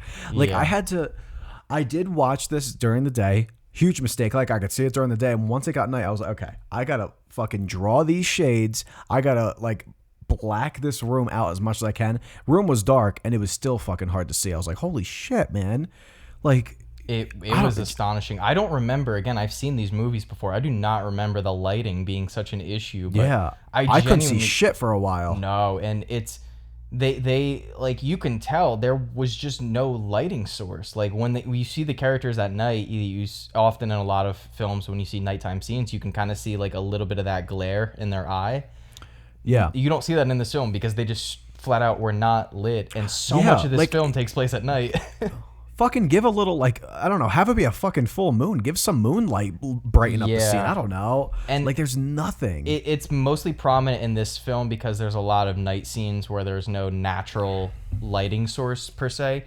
Yeah. But honestly, and I forgot to bring this up in the first film, but even in the first and honestly the third movie too, any scene where there's not a natural lighting source like a torch or a neon light, if there's no natural lighting in the scenes don't look great. I do think there's some decent cinematography in terms of like framing and composition and camera work in these three movies. However, when it comes to like actually lighting the sets, a lot of the times it was just really, really darkly lit, like to the point where I was like, I genuinely cannot tell what's going on, and not in like a good, intense, scary way. Yeah. So we're kind of like on some like technical parts of it. Before I get into like one of the scenes I have a problem with, this is kind of like an overarching thing with the kills, and it's something that they do with the fucking frame rate. It's the frames per second are bumped up to like, I don't even know the number, because every time Tommy kills someone, that shit moves so fast. It's so jittery. Yeah. It was making my head hurt. Like the first time we get the kill of Arnie, it's so fast. It's so distracting. I don't know what that effect is supposed to be. Like, I don't know why they chose to do that. And that's what I meant when this film, as well as it does kind of capture the atmosphere, I think it could have been styled differently to give you that 70s feel and not feel so polished and like kind of like overproduced, where now you're just having these like cheap looking these kills kind of ruined by this like cheap camera work. Yeah. You just bump the speed up. It's supposed to maybe give like a chaotic feel. I don't know. It doesn't work. I think it looks like shit. Don't know if you noticed that. I noticed it slightly. It didn't bother me as I think as much as it bothered you. It definitely didn't bother me as much as that like slow shutter speed effect on Neil Patrick Harris in Matrix Resurrections. This gave me more of a headache than that. Really? No, not the case for me, I guess. But no, I mainly had an issue with the kills because I like Tommy as a killer in this film. I think there's like a real brutality to him, and you even see that in the first movie. Like he is, and I think I don't know if I texted you it or I wrote it in my notes, maybe both, but Tommy is like 10 times more of an effective killer than Jason Voorhees has ever been. Like I don't think like Jason fucks up some of his kills, and he does it in a little bit of a clunky fashion, but Like Tommy's just more efficient. Tommy, like it is like one axe swing, you are done. Yeah. And it's like there are some brutal scenes in this movie, like particularly Arnie's death, and maybe the shutter speed effect isn't the best, but I do again kind of like that quick brutality. It kind of reminds me of how he kills Simon in the first movie. Actually, it's kind of when you think about it, it's kind of cool that those kills kind of mimic each other and reflect each other. Yeah, at least they're consistent with it. I think that Simon kill, maybe why I forgot about it is because it does that same effect. And I think it looks awful. But I mean, I don't know if you were gonna go into saying this, but my issue with Tommy, with him as a killer, is it's repetitive. He's very brutal, but it doesn't feel like they're not having as much fun with these kills. Some of them are off screen. I don't think in this setting, in this kind of horror movie, you do off screen. You have fun with it. And that's where I will grade kills. Like, I guess it depends on like. Now you grade them. No. I'm just saying, like, as like for creative choices. I mean, I don't know why they're off screen for this kind of killer. You know why? No, they're kids. They're not going to show the kids. I mean, the only people who get killed off screen are the kids. Every other kill that's like an adult you see. Okay, I don't care. No, I agree, but I'm saying we know why. I guess I didn't think of that. This film has a total kill count of 13 if you include Tommy, because obviously he does die at the end. However, Tommy as a killer, he kills 12 people, and that includes Alice, Arnie, the stoner chick, why am I blanking? Stoner chick. And Don't forget that little that nerdy kid. Well, I was trying to not count the kids because I'm trying to think how many kids. Oh. Dude, I felt so bad for that nerdy kid. I know. Dude, he's being really nice. So they're playing Capture the Flag, and he's been captured by the Sunnyvalers, and he's just hanging out with them. And he's just like, hey, so like, does anybody want a drink, or maybe we could play a game? And the one Sunnyvale kid just looks at him and he goes, shut the fuck up, nerd. Yeah. I'm like, fucking A, man. Like, dude, the Sunnyvale kids are just the biggest dickheads.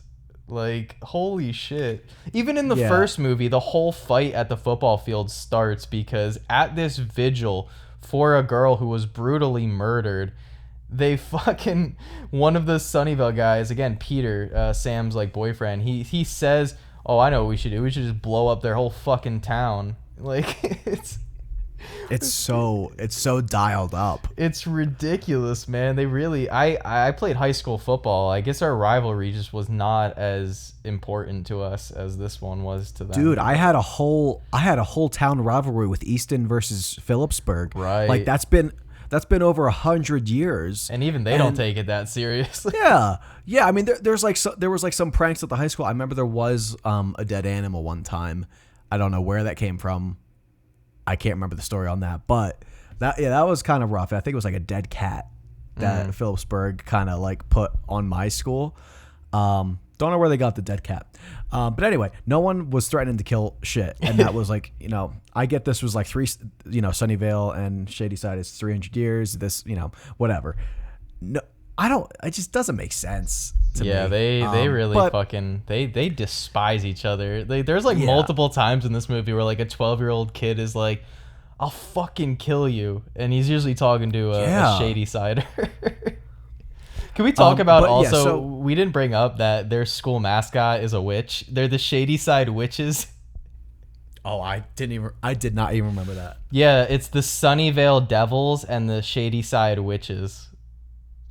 Could you get any more on the nose there? I don't know. Like, who came up with that? Who decided to lean that much into it? Holy shit, I forgot to mention one of the coolest scenes in the series, or coolest deaths specifically. The kid from Halloween 2018. He gets fucking decapitated. When the hell does that happen? I remember him dying. Oh, dude. You know what we're gathering, folks? Josh just doesn't pay attention. No, dude, this death is awesome. So basically, Nick goes out with the kid from Halloween 2018, and they get separated, and the kid from Halloween 2018 finds Ziggy because Ziggy forgot that her and Nick locked the girl who bullies her, Sheila, in the bathroom. And this was before the killer. They knew the killer was loose. So Ziggy goes to get Sheila, and she opens the door. She goes in there, and wait, is this the same time? Oh, yeah. Okay, anyway, she gets into a fight with Sheila. She knocks Sheila out. After that, Halloween 2018 kid enters, sees her, and then they hear something, and they realize that it's Alice and Cindy who have made it to the bottom where the porta potties lead to, and they start yelling, "Help! Help! Help! Help!" And then fucking they're like trying to get they pull the rope, they like send it down. They're trying to pull Alice up, and Tommy enters the fucking porta potty, and in one swift movement just decapitates the Halloween 2018 kid. His fucking head falls off, and the body, because it's still holding on to the rope, pulls his body through the porta potty toilet, and his body falls down. I currently have it on YouTube, like the kill count. I'm trying to like find, how the hell do I not remember this? Dude, it's like maybe the first or second best kill in the movie. It is so good. Damn. Oh, my bad, guys. Now I just sound, I don't know, just don't sound reputable now. Whatever. Whatever. No, it's okay. But hold on. So I guess I was going to talk about the one scene with like more so like the editing, and this just seemed like a missed opportunity to me when the campers are in the shack. It's when they go out looking for them, and it's when it's like completely dark and they're lighting the matches, trying to get some light in the little shack, right? Mm-hmm. And Tommy just pops up. Like, there's no build to it. He just pops up. It just cuts to him standing there, and I guess they just don't show any of those murders either, and that's it. It's like a 20-second moment. Oh, were you just the three kids? Where you just like hear the slashing? Yeah, and you know what? Yeah. If you don't want to show it, that's fine. But like the scene where he's trying to like light the matches, you just set up like a good kind of like moment for like a scare. And even when it cuts to Tommy, there's no like element of like, oh shit. Like, it's just kind of like it cuts and he's just there. It's, I don't know. It just seems rushed and kind of like wasted for tension. I don't mind how it like, again, like, obviously I love a good practical effect. I love some good gore in a film. I get why they don't want to show kids. I do wish that they had shown it. I think it would have made the death scenes more impactful and just the overall film better. But I don't really have a problem with how it's edited. Like, again, like, I do think I don't necessarily agree that the reaction's not there, because they do have that scene, like you said, where they're lighting the matches and it goes out and they have to light another one, and then it like does kind of like Counselor Tommy, and then it just cuts outside, and then you just hear the sound effect. It is a little cheap, especially when you have a film that's already had like the foundation of oh, this is, you know, following a film where you had that great cake slicer death, and you had the axe to Simon's head and the axe to Artie's head. So you've seen like these gruesome deaths. So to have it off screen, it does feel a little cheap. I don't know. I like Tommy, and I like how he kills people. I like how efficient it is, and sure, some of the filmmaking could have been a little bit better, and that's why this film I don't give even more points to. But I vibe with him as a killer. I like how aggressive, and I like how in the moment it is. It's not super suspenseful, because they are trying to go after that Jason thing, and Jason is more of he's less of a cold calculated killer. Like, he's not exactly Michael Myers. He's more brutal, more in your face kind of, you know. And I think that's what they're going for. And honestly, like I said, I think Tommy as a killer in this movie just feels way more visceral and aggressive than Jason ever has in like any of his movies. So I don't know, for that reason it just worked for me. Again, I also, like I mentioned earlier, I think the pacing works in this movie's favor. I think of the three, it flies by the quickest. Like, I don't know if it has the shortest runtime, but it feels like it goes by the fastest. Yeah, no, it definitely did. Let me just ask you something. You definitely don't like Tommy more than Jason, right? Not for like being an iconic killer. Even as a I don't killer. think it's. At least Jason had like some fun kills. Like, he has the fucking sleeping bag kill. Like, dude had some like pretty brutal murders. Like, maybe not as efficient as Tommy, but I don't know. No, no, Jason is a more fun killer, but I just think Tommy's a more efficient killer. I don't want that. I want fun though, you know? No, I agree. I do wish this movie had more fun kills, especially when you build up that expectation in the first one. Even if you want to like chop off some limbs, you know, like if you're just going to have him use the axe, fine. There is a decapitation. We've covered this. No. I'm just saying, like, maybe don't go for the head immediately all the time, you know? That's what I love, though. Like, there's something like, you don't escape Tommy. Like, if he fucking comes in contact with you, you fucking gonna get brutal. But let's talk about the kind of finale of the movie, the climax, and then we'll get right into the third and final movie.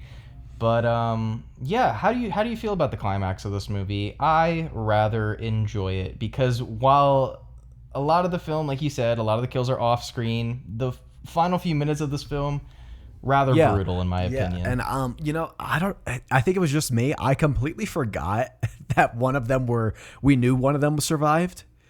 So while Ziggy and Cindy were getting like slaughtered, it kind of caught me by surprise. I was like, oh shit, okay, everyone's just dying. Like, I completely forgot like that was gonna happen. It was ruined for me. It was immediately ruined. Two things: the little exchange they have as they're getting axed in the fucking chest.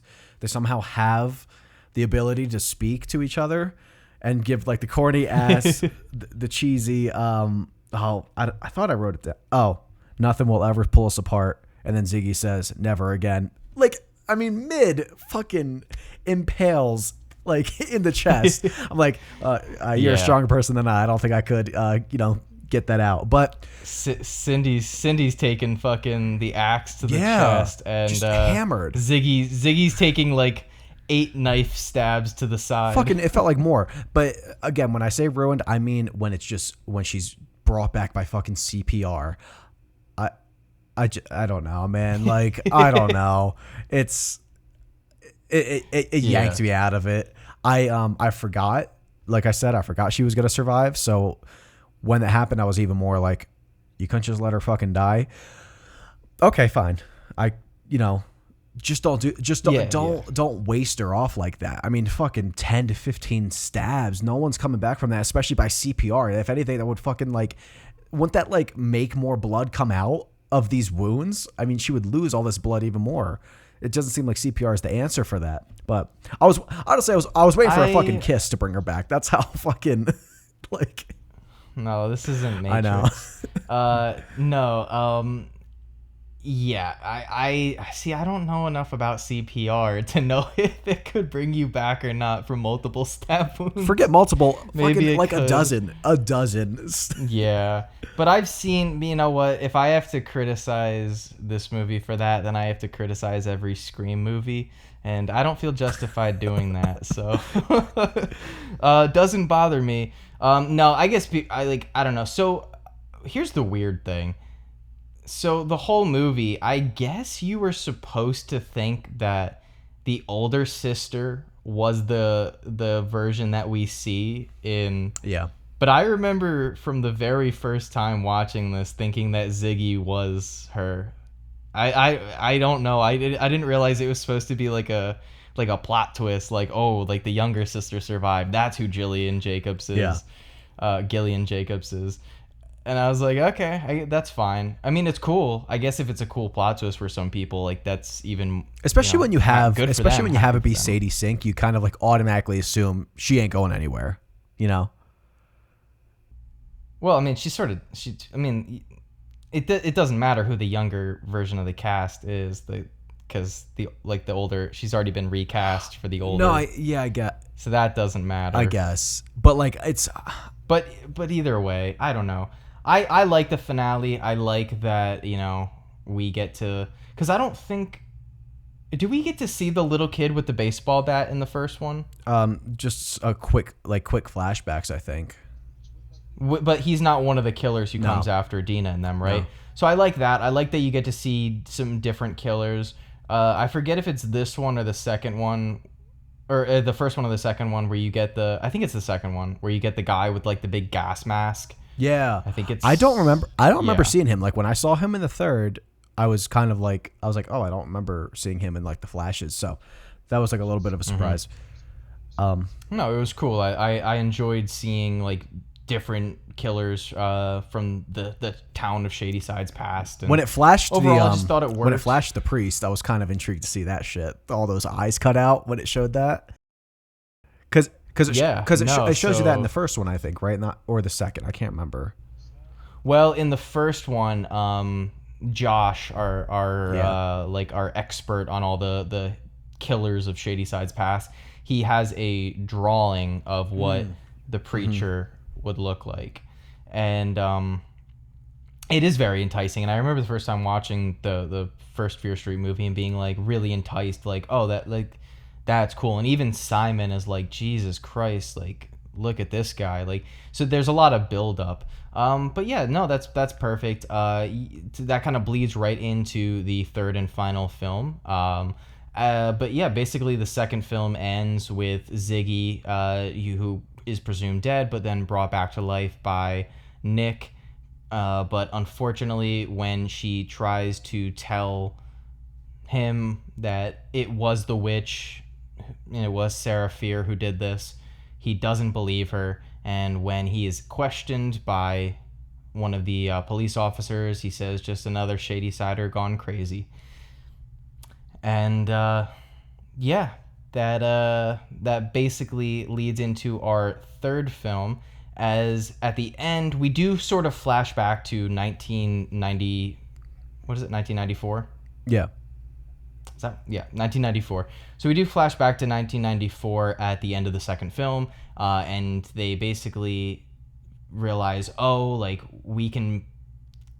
Basically, I'm saying basically a lot, but there's a lot of there's this like idea that if you take the hand of Sarah Fier and you bring it back to the body, that everything will be okay.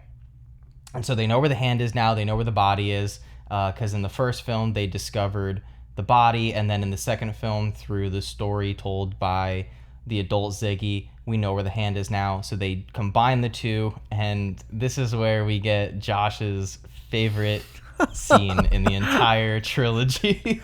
Dude, when she reunites... No. Does she reunite it? Is that what...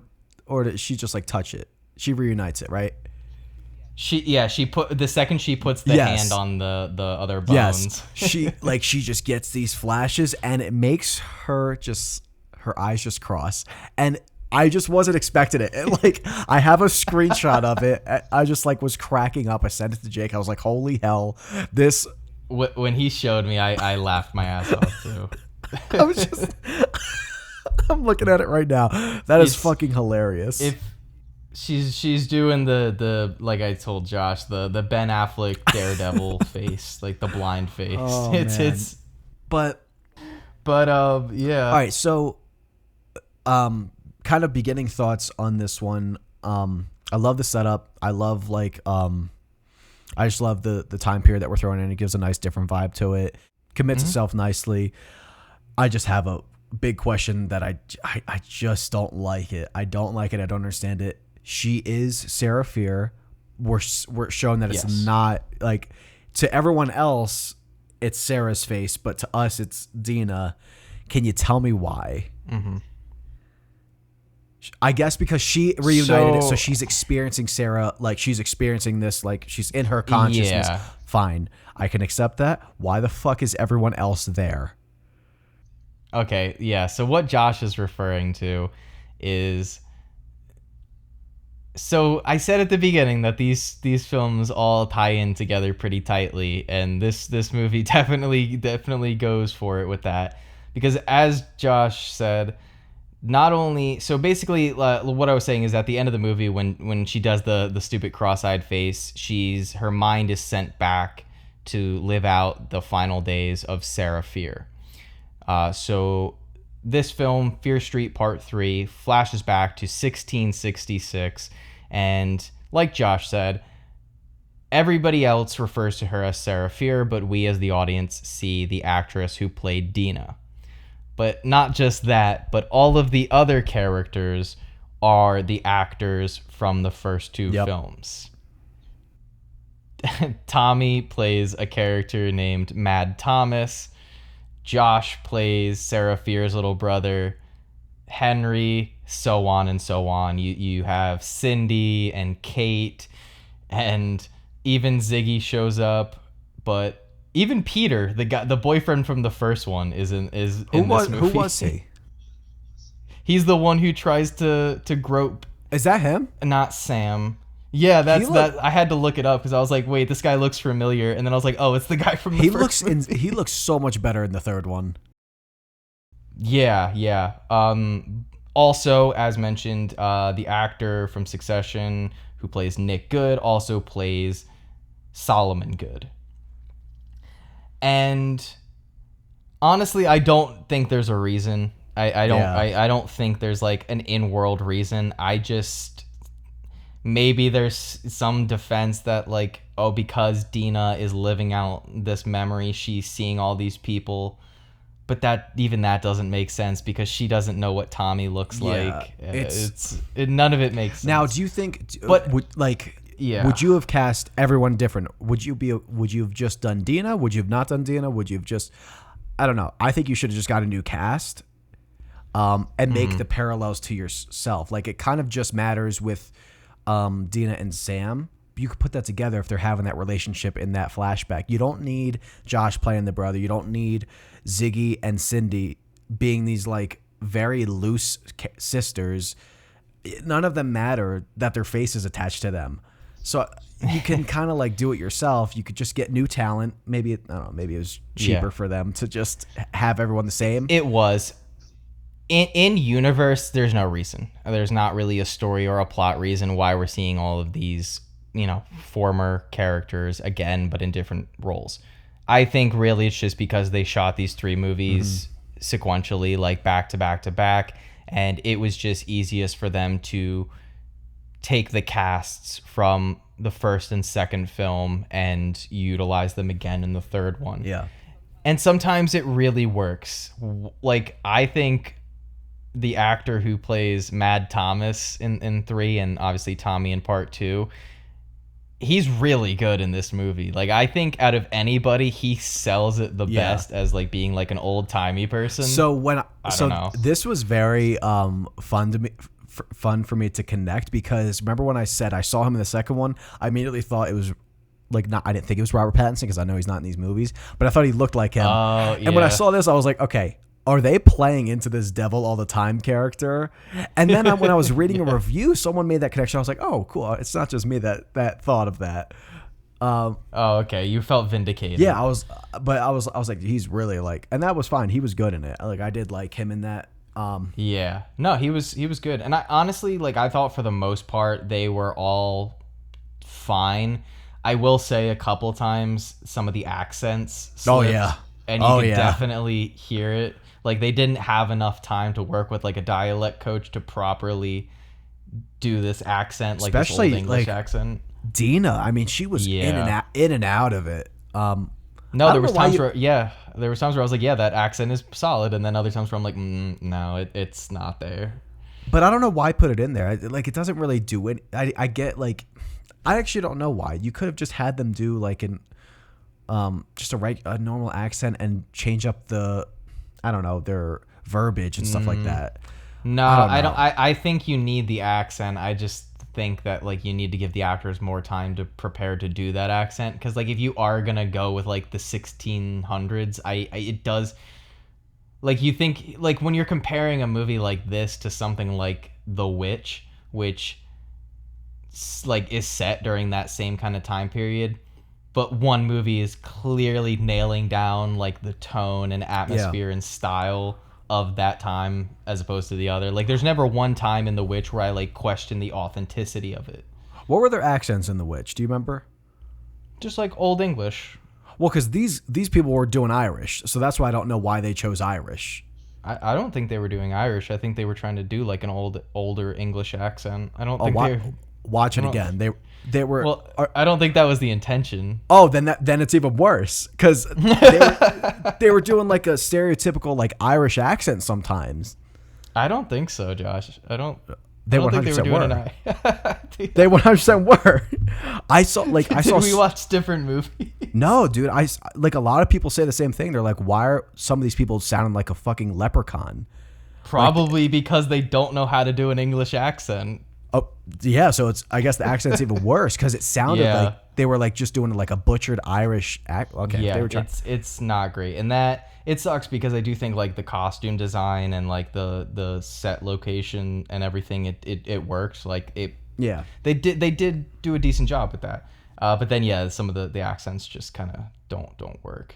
But now, coming to the guy that we were talking about not too long ago, how do you feel about the preacher in this movie? Because honestly, he's kind of spooky. Yeah. No, I really liked that scene when you just see all those fucking kids with their eyes like just cut out. I'd argue that's probably the best scene in the trilogy.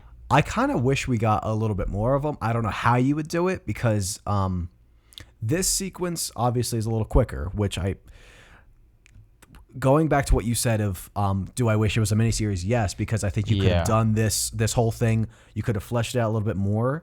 This movie does feel rushed, and it sucks because I appreciate a lot more in this one that it's doing, but it just doesn't feel like it's given the time to really expand on it. So if you did a miniseries, you could each have your own kind of episode. Maybe trim down the first two, give this one a little bit more. I don't know.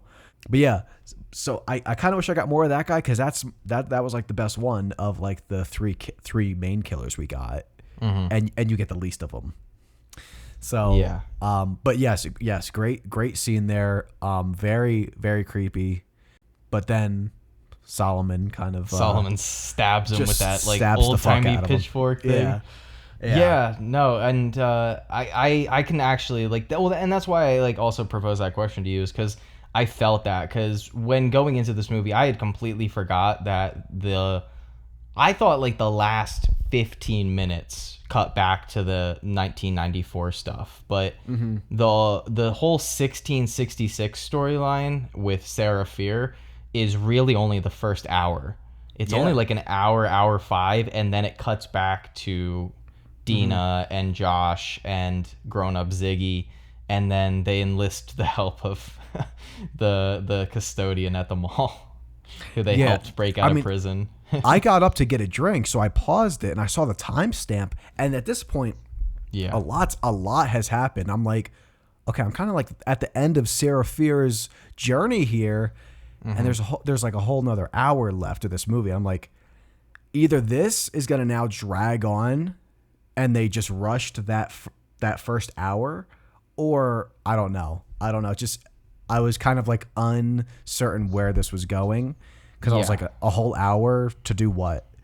No, and they do, and like you said, it's unfortunate they do rush it, because it is some of the more interesting stuff. Like, I don't know why. Maybe I'm alone in this. Maybe I'm not. But I always find that like horror films set in older time periods tend to scare me a little bit more than modern stuff. Maybe it's like the lack of technology, the lack of knowledge and resource. But so setting them in 1666, and obviously I love playing around with the idea of like the Salem witch trials. And fun fact, through my trivia research, I found out that the last name Good, the way that these films spell it, was actually a popular name during the time of the Salem witch trials. But I also, one thing that I liked about this movie in comparison to the first one is that we get another romance, this time played by Sarah. Well, it's still the actress for Dina and Sam, but the character is Sarah Fear. And what is the new Sam's new name in this? Is it Hannah? Yes, Hannah Miller. Hannah Miller, because she's the preacher's daughter. The preacher Cyrus Miller being the one who carves out the eyes of children. I also really like too, and this was obviously intentional, but the shot of the children's bodies wrapped up in the bags outside of the church mimics the shot at the end of the second film where they show all of the bodies outside of the mess hall. So I thought that was a cool link. These movies really just up the body count and violence. I feel like again, we said how in the second one they kind of avoided showing kid deaths because, you know, obviously they just don't want to show that. But again, I said it was weird because in this film they literally show like 12 kids with their eyes carved out, and it's disgusting. Yeah. See, when you said that, I was like kind of thinking of that. I was like, well, they don't really like stray away from that in the third one, so I'm wondering why they would in the second. You know, it is confusing. I am now looking back. It is. Yeah. Now, I will say they don't show it. They just show the aftermath, but you're still showing very graphic deaths, you know, happen to kids. So it's still haunting. Yeah. But no, what I was going to say initially is that Hannah and Sarah's relationship in this film, I found to work for me. And it's crazy because it is rushed, and that's why I wish it was longer. I wish that we got to see more of them together and more of that developed. But in this film, it does feel like, or I personally feel like that relationship works a lot better for me than Sam and Dina did in the first movie. And I think it's just because Sarah is written to be a lot more likable than Dina is. I agree. Because, it feels a little bit more delicate. Like, kind of like moved in a little slowly. It happens a little quickly, but that's fine because, like, you don't dislike them as much as at least I do in the first one. And I think it's because Dina is playing like a whole different role here where she's actually like, I don't hate her. So and it just I know proves it's not that it's the writing and it's not the actress. Correct. Yeah. So so they go out with all the young people go out. There, I know it's like under the full moon. What around the campfire? What do they they all eat these berries, right? Yeah, they all eat these like drug berries, and Yeah. then they start getting all loopy and Yeah. dancing and yeah, And that's- basically what Sarah or yeah, no, Hannah gets groped by I don't know the character in this one, but he plays Peter in the first one, and what's her face? Sarah steps in and is like, "Stop, get away from her." And then Sarah and Hannah go off, and they start getting a little bit frisky with each other, and it is sweet, it's romantic, and they both clearly have passion and love for each other, but they overhear somebody watching from the bushes. Turns out that it is Mad Thomas, the town crazy person / drunk, and the following day, what happens is all of the crops and fruits start decaying, and they're all like rotten and gross, and they feel as if a curse has been placed on the whole town. And it's actually kind of heartbreaking because obviously, like, still to this day, some, in some communities and some locations, gay people are prosecuted, but obviously being a lesbian in 1666 was genuinely life-threatening. Like, even that knowledge getting out is something that could get you killed. Like, women were being killed in this time because people thought they were witches. Like, it insanity. Like, yeah, craziness. Now, I do have yeah. a question about this time. Yeah. Not that I don't know if you'd have the answer, but so it seems like as soon as you sin, and like maybe they grade certain sins higher than others, like they show the Bible and they highlight the sodomy part, stuff like that, and that's what makes you kind of like a target to be hanged. Now, what about other sins in the Bible? I mean, these people aren't living perfect lives. Like there's I mean, and like so like I'm wondering. I don't know. As soon as it's because they're not practicing witchcraft, and I get around this time that's when you would be, I thought, hanged if you're like kind of seen as like a witch. Yes. But if you just sin, I didn't think you immediately get sentenced to death. Well, they do think they're witches. I know, but why? Because they commit like those acts, those sexual acts with each other. Like Yeah, they believe that sort of stuff is in that time period, being gay or being lesbian, you're associating with like devil acts, and and also too there's that scene where they're kind of calling that town meeting after all the kids are killed, and the guy who gropes Caleb. Hannah earlier in the film, Caleb, Yeah. yes, perfect, there you go. Okay, his name's Caleb in this movie.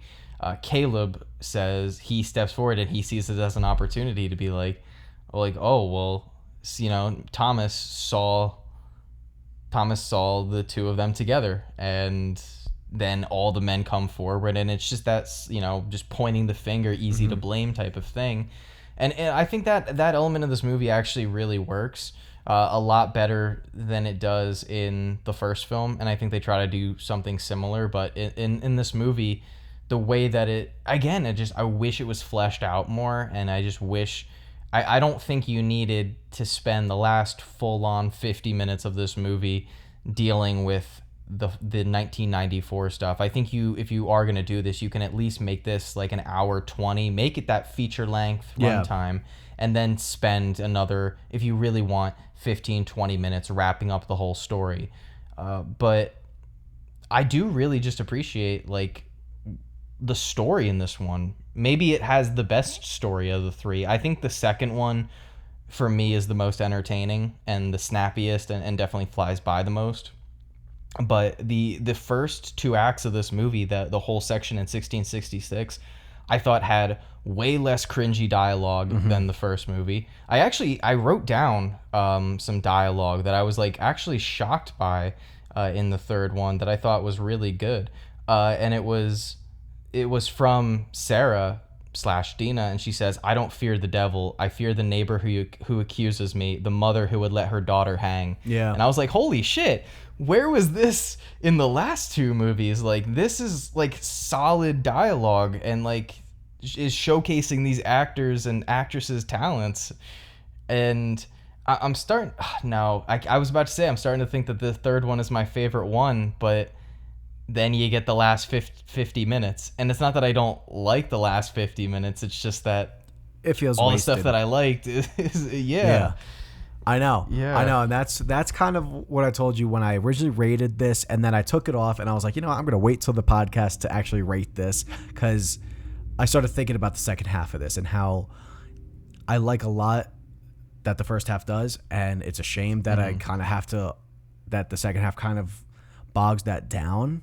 But Yeah. it just does. What was like, is it just the time spent that ruined it for you? Is it like certain parts of the plot that they kind of like draw out? I genuinely don't have many issues with how the plot is, or the plot itself in the 1666 storyline.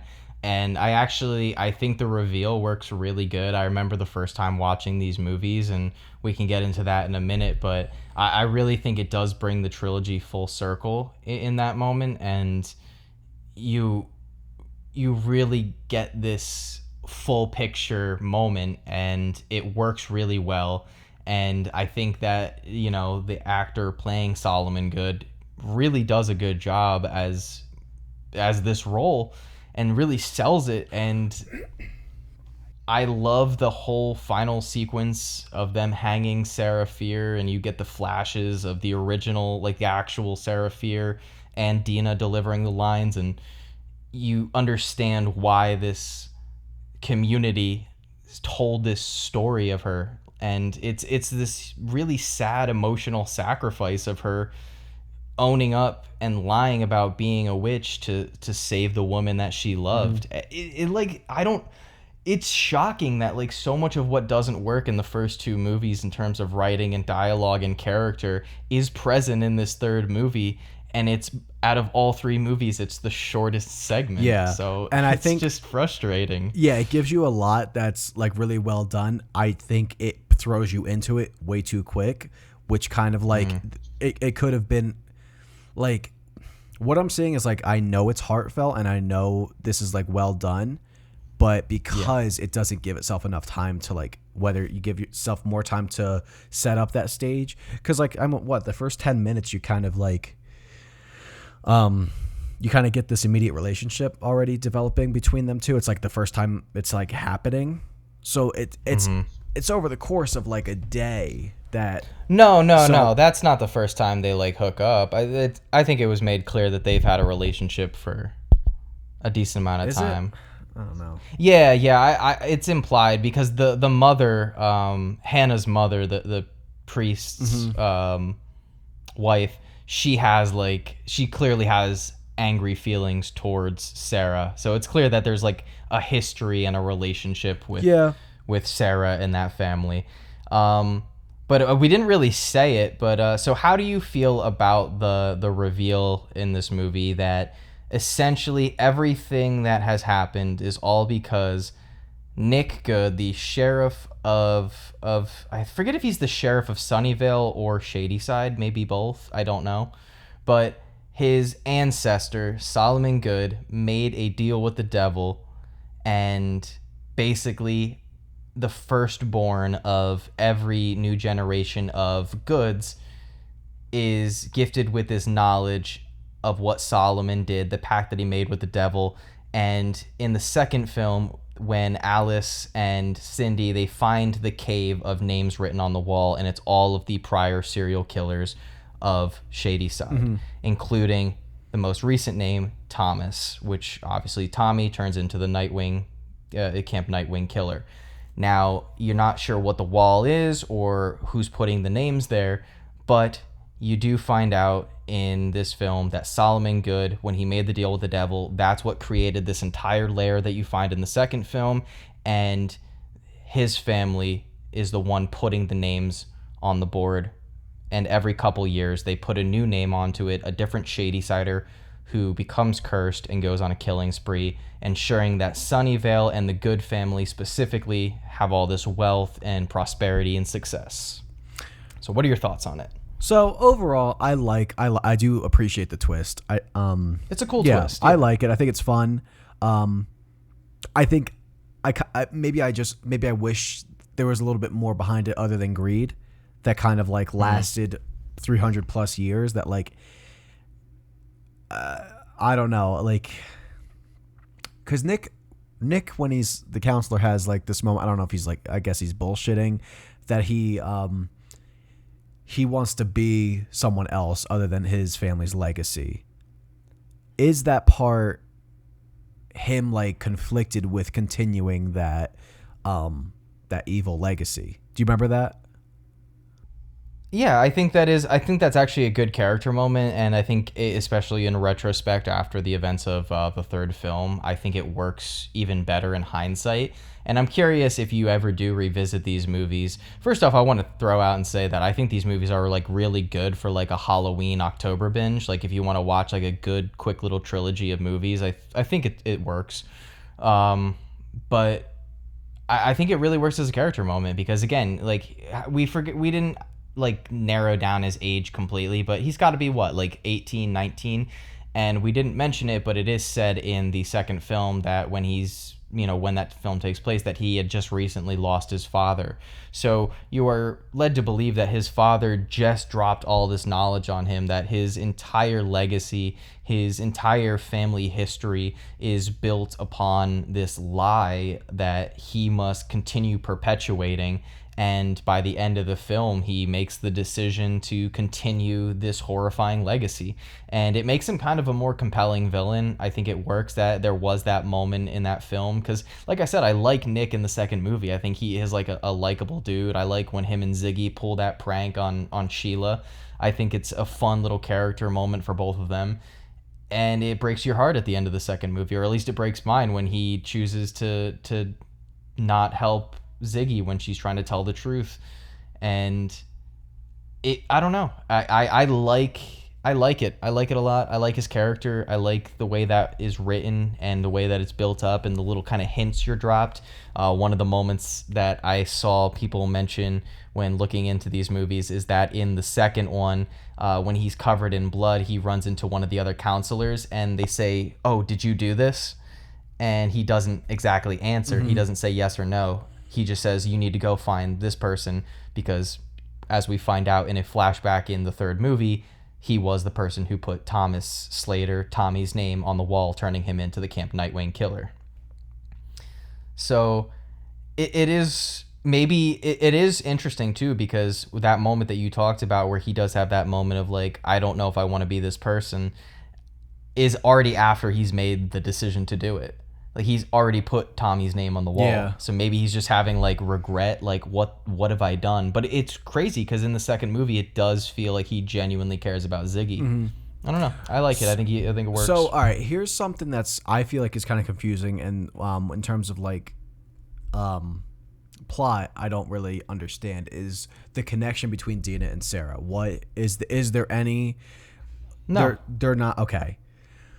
Because then, why is her blood? Why is it because she's the last one to touch the bones? Because her blood is the one that is the Dina. Yeah, Dina.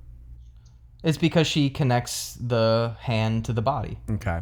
The person who would connect the hand to the body would be shown the truth of what happened back in 1666. I'm saying when it moves from Sam having having the blood that motivates the killers, is it because she is the last one to touch the bones, right? Sam or Dina? Sam in the first one. Sam in the first one. So what we're shown in the first two films is that when your blood comes in contact with Sarah Fier's bones, you are shown glimpses of her past. You are shown glimpses of the truth, but only when Dina connected the hand to the body, and I believe she got a nosebleed then too. Yeah, that's when she goes back in time mentally to see Sarah Fier's last final days, and she sees the truth. She finds out that Seraphir wasn't a witch, that she didn't curse the town, and that it was actually Solomon Good who placed this curse on the town in trade for getting all of these nice things and for having this great legacy of his family. So here's what I don't like is because I feel like it almost, by having the same cast in there, I think it now fools you to like almost kind of assume a connection of heritage. Like, because Nick is related to Solomon and he has the same face. So I was kind of like thinking, okay, is Dina somehow related to Seraphir? No, I really think that the whole casting decision to reuse the cast was a monetary thing to just save on, because it on works money.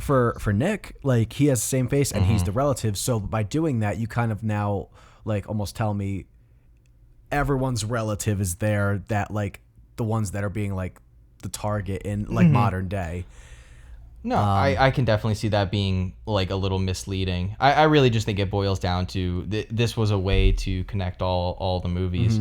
And I'm honestly a little bit thankful because I think it maybe helped some of these actors' career because they're not given a ton to work with in the first movie and maybe a little bit more in the second one. But I think the third movie, it gives them all, like I didn't mention it, but after Sarah is hung, you see her friends and they take her down and they bury her somewhere else, which you eventually find out is the like what the mall would be built on. They built the mall over where Seraphir was hung. I like where they have that moment with her, where like after she's dead, where it's like it is sad. I don't know, it worked for me on an emotional level, like showing her friends that was sad for her. Again, that whole climax just of that story.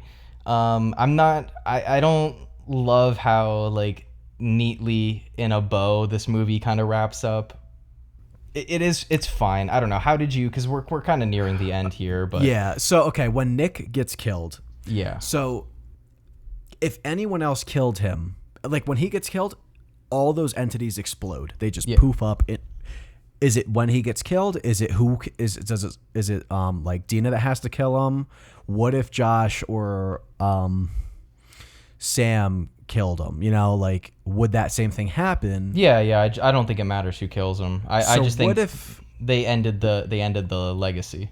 So what if Nick just died on his own? Yeah, that would have ended it.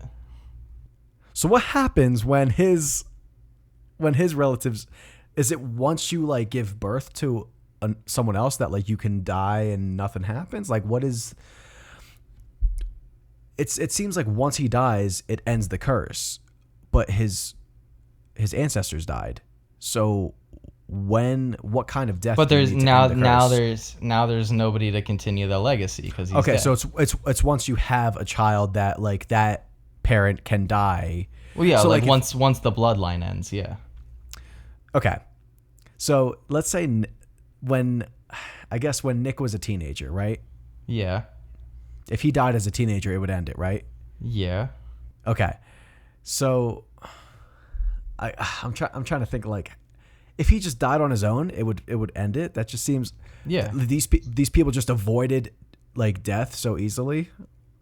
He's a fucking cop. Like, I mean what if it's only 300 years? It's I don't know. It's we're still here. Our ancestors. I guess I wish it wasn't so easy that the curse was ended. I'm not saying it's like super well thought out or intricately planned. I mean, these are based on R.L. Stine books, so it's, I don't think they.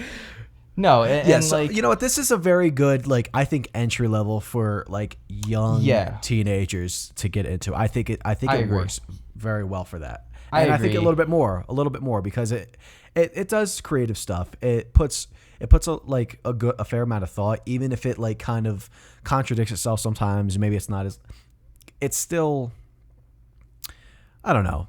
I think it's fun and it's for the most part fairly competent with some splashes of above average filmmaking. Like, I do think there are some good shots. I do think there are some really fun, effective kills. I think that I didn't mention it, but another reason that I love the 1666 section is that we mentioned it a little bit in part 1, but in part 2 they do the same exact thing with the music selection, but it's just a bunch of like early 70s, late 60s songs, and they do the same thing where they just throw a bunch of popular songs. They do. Yeah. I do like, though. I think the first time you meet Ziggy, they do play a David Bowie song, and I do kind of like that. They do that in the first one. They play like, don't they play Nirvana's "Man Who Sold the World," and then at the end of the first one they play Bowie's. Yeah, they do that on purpose for Nick Good's character and Solomon Good's character, because they sold their town for whatnot, for success and all that. I don't know. One of the things that I did have a question about is at the end, because it's actually kind of funny. I did think this scene was funny. So they basically, at the end, after they kill Nick, they find out that the mall, there's a tunnel that leads to a house in Sunnyvale. And so they exit the house and they're in Sunnyvale, and immediately a car crash happens. Yeah, did you like that or no? It was fun. It was kind of cheeky. Is it brilliant writing? No, but does it like hurt the movie? In my opinion, it's the question I had is that they did say on the news at the end of the film that Sheriff Nick Good is under investigation for being a serial killer. But like, what evidence do they have that he killed anybody? Because as we're shown, when he dies and the curse is broken, the giant goo monster thing that was spawning the undead killers from the previous movies disappears. The names on the wall disappear, and the whole satanic thing that was carved into the ground also disappears. So like, what evidence do they have? I didn't even think about that. There's like, I was so confused watching that. I was like, how are they gonna pin this on him? They didn't have anything to pin on anybody in the first movie. That's why their friends had to take the blame. I like how when they drove by to get the janitor, and Josh just says, "Want to help kill Sheriff Good?" And he's like, "Yeah, let me get my stuff." Like, I wrote that too. It is funny though, because in the first film, there's the scene where he's like, "Why would I spray paint my own place of work?" And Sheriff Nick Good says, "No, you're right. These are my spray paint cans." And it turns out those were his spray paint cans. He was the one. Why did he say that? Like, why did he say that, or why were those his cans? No, why did he say that? Oh, I mean, because it's like he's poking fun at him. He's like making a joke, like these are like. I don't even think that guy believed that they were, because why would the sheriff be committing graffiti? Oh, it turns out it's to keep perpetuating this lie of Sarah Fear. But no, I ultimately, to wrap things up, I really I do enjoy this trilogy a lot. I think even though you were probably a little more critical than I was of them, I think you'd at least admit that they're overall a pretty fun, likable. Oh, yeah. I'm super happy that none of them eclipsed 2 hours. That would like really hurt these movies for me. I think you can watch all three of them in pretty quick succession. I watched one every day for 3 days, with watching the third one a couple hours before recording this, and they all kind of just flew by for me. I think they're really easy to put on. I think they're really good Halloween, like late October movies that you could throw on if you want to, have a little binge of a trilogy or something. I don't know. Yeah, there's issues with the dialogue. There's some issues with the logical consistencies. There's some plot holes. I'm not going to say it's perfect. They're not super well shot or anything, but overall, I have fun with these. They are actually kind of poorly lit. I forgot to bring this up, but the nighttime scenes in the third movie look better than in the second one, only because they were trying to be accurate to the time period, so they actually had like torches. Mm-hmm. There was actually practical light.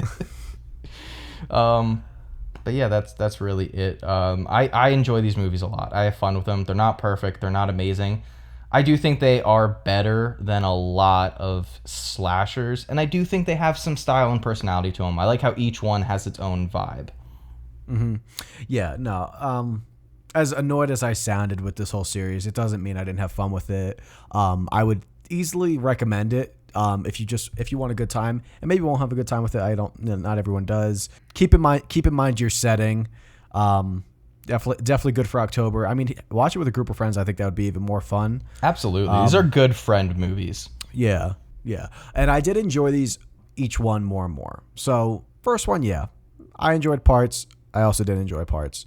Second one, I just had fun with. Still, I still got annoyed with some stuff, but you know what? It is what it is. But I mean, I'm ready to get into ratings if you are.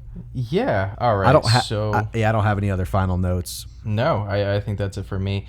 I do agree with you, though. I think these are good movies to watch with a group of friends. I think these are good if you're having a Halloween party and you want to throw on a movie in the background. I think it's one that you could, specifically the first two, I think you could throw them on and you could just, like, at different points, like, look over at the screen and you might see a fun kill or you might see something fun happen.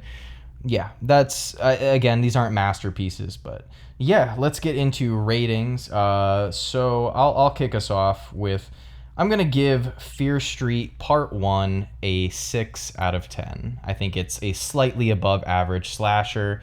The kills really prop it up for me.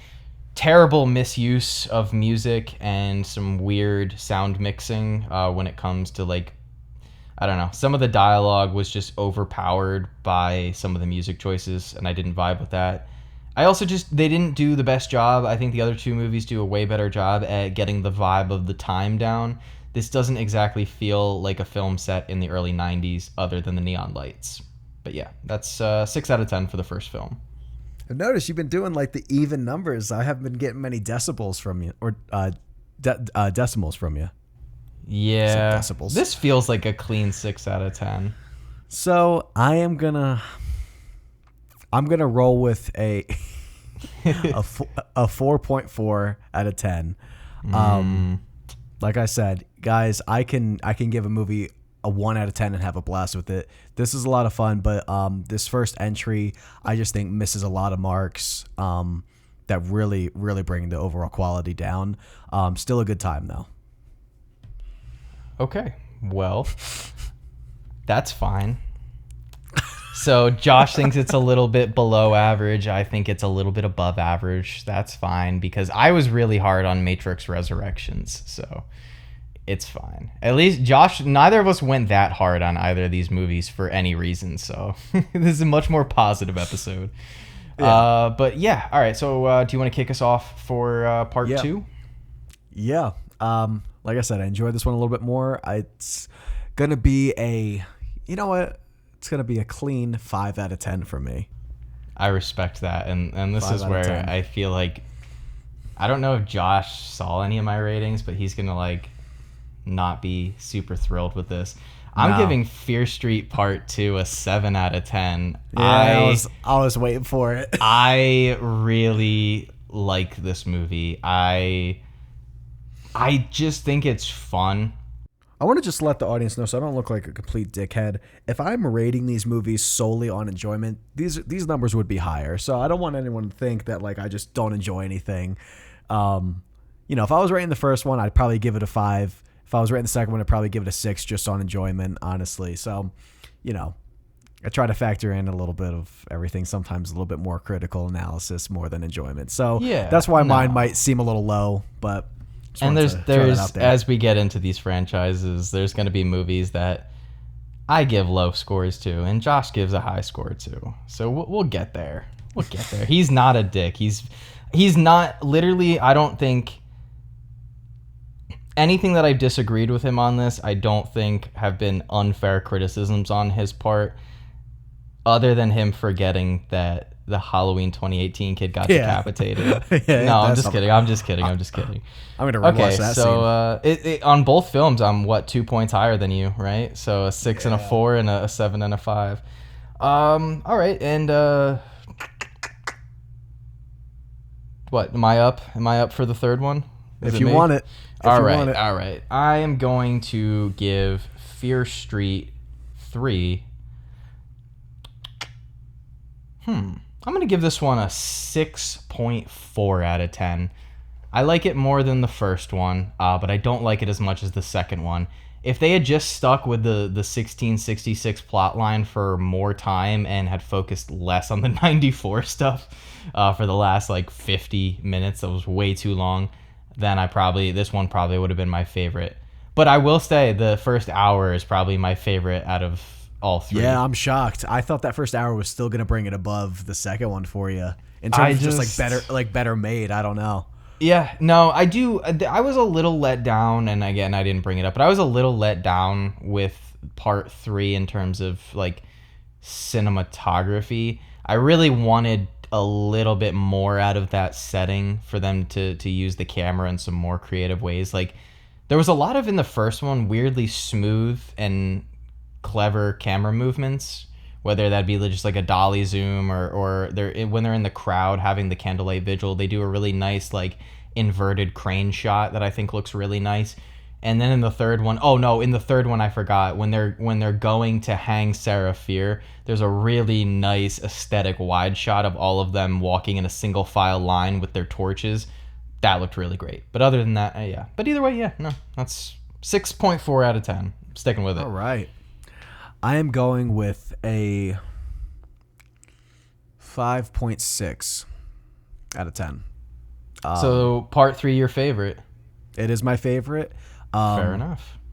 I think the overall quality in even like the characters and the performances are just better, minus the accents. That really hurts it, but yeah, still overall, like I enjoy the setting the most in that first hour. It gets a little choppy once you're halfway through and you realize you just spent like half on 1666 and the second half on 1994.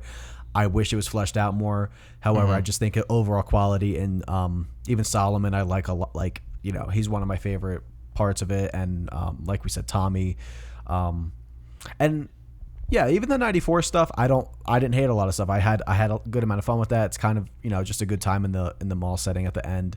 But yeah, this was the most enjoyable one for me, and I just thought it was slightly better than the second one. How did you feel about the line, "Good is evil"?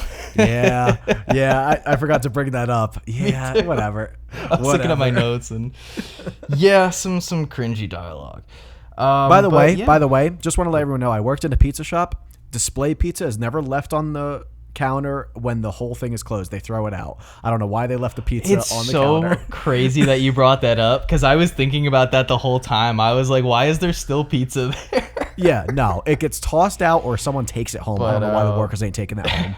But I'm glad that overall, even though you weren't in love with these movies, that you would still recommend them to people. And I 100%, I'm so actually, it's crazy that you brought up earlier that you think that these are like a really good intro/starter set of movies for people trying to get into horror, because I think the exact same thing. Like, I would never start someone out in horror with like some of even my favorites. Like if I was really trying to get someone into it, I honestly, these would be at somewhere near the top of my list. I think they're fairly digestible. They're not too gross. You don't want to start anybody out with like Saw or anything. Yeah. But Josh, and I think age is important too. I also mainly would say starter, but like also if you're like a younger teenager too. Yeah. No, I agree. Not too young, because maybe like 16. Oh, I was thinking 13 or 14, whatever. I don't know, man. Ever since having a nephew, my perspective has changed. I'm like, what? Like, even when he's 13, would I show him this? Like, there's some, like, dude, the cake death is brutal. Like, the slicer that's like a lot for a 13-year-old to ingest. Yeah. I guess. I don't know. I grew up watching like stuff even when I was like really little, like some of the like. But you gotta think like you're thinking like probably like Friday the 13th gore, which I love and looks good for the time, but kids nowadays would probably recognize how like it's like clearly fake. Like I love the Kevin Bacon death in the original Friday the 13th. Also, it's very clearly a rubber neck. Like, and like, whereas this one, it genuinely looks like her head went through like a cake slicer. It's graphic, but no, overall, you know what's weird though? No nudity. The only thing you see is a little bit of boy butt in the second one. Yeah.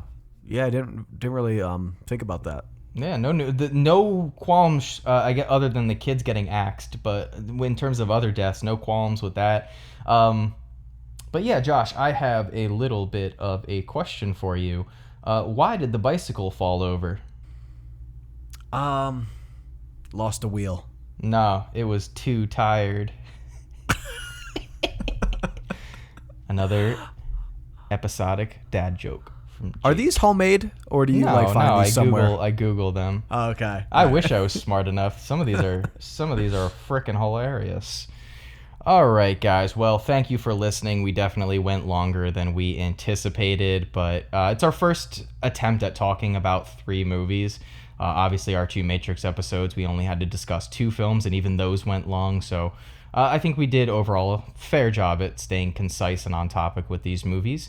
But obviously, it's going to get better as we go along. We're going to, iron out the wrinkles, fix the kinks, and everything will really come together. Even though we had trouble talking about 3 movies, Josh, would you like to let the people know what our next episode is going to be about? Absolutely. So we are doing the quadrilogy of Halloween Town. We are absolutely doing Halloween Town, and part of me is excited. Also, guys, my AirPods just died, so if you hear the echo, I'm going to try to fix it in post, but we're too late in the game to start this episode over. But yeah, thank you guys again for listening. As Josh said, we'll be talking about all 4 Halloween Town movies. Halloween Town 2, Calabar's Revenge, Halloween Town 3, Halloween Town High, and I don't remember what the 4th one's called. I think it's Return. Return to Halloween Town. Oh man, I was so impressed because I genuinely have not seen these movies in so long. But thank you guys again for listening to this episode. If you are a returning viewer, thank you also for listening to our first 2. If you haven't, but you checked us out this time and you really liked us and you want to hear what we have to say about all 4 Matrix movies, check on over episode 1 and 2 where we cover Matrix 1, 2, 3, and 4. We do 1 and 2 in part 1, and in part 2 we do 3 and 4. But yeah, thank you guys again for listening as always. It's similar to the last 2. We don't have our social media or email set up. I will try to have that fixed so I don't have to keep saying this in the outro. But again, I will most likely have myself or Josh plug our social media and email into this section so that you guys can get in contact with us and interact and let us know what franchises you want us to tackle in the future. If you are listening to us over on YouTube, chances are you are on my own personal YouTube channel, Former Film Student, where I talk about movie and TV related content. So if you like us there, you can subscribe if you want to keep hearing on from us, or also if you just like my personal content. But if you're listening wherever you get your podcast, you're probably on Spotify or Apple Podcasts, so make sure to give us a follow over there. And if you like us, give us a rating. It definitely helps get our name out there. Tell your friends and family about us. Everybody likes movies, and if you don't, you're probably an asshole. And we talk about a lot of popular franchises on here, so there's sure to be some movie or franchise that we're going to talk about that you probably like or hate and want to feel vindicated on, so... Either way, that's really it for me. Anything for you, Josh? Not too much to add to that. Honestly, guys, feel free to just add any series that you want us to do. We would love any kind of participation and, talk about what you guys want to hear. I don't know about you, Jake, but I absolutely love listening to podcasts on movies that I don't like just as much as I like listening to ones that I do like. So whether you like the movies we're doing or not, I think it's going to be entertainment regardless. So stay tuned, guys. Who knows? Maybe we say something about a movie and it gets you intrigued and you check it out and you end up loving it, or you hate watch it and you still have a good time. Either way. Yep. But thank you again, guys. Also, apologies if you did hear some echo towards the end here. I'll make sure my AirPods are a little bit more charged next time. But we didn't have any issues on the technical side when it comes to Audacity, so man, I'm thankful for that. Oh man, I've been watching it the whole time, all anxious, and nothing happened. I'm worried about my batteries on my recorder dying, so I'm with you on that one, brother. But that is it, guys, for Franchise Deep Dive with Jake and Josh, and that is all for today. Goodbye. Peace out, guys.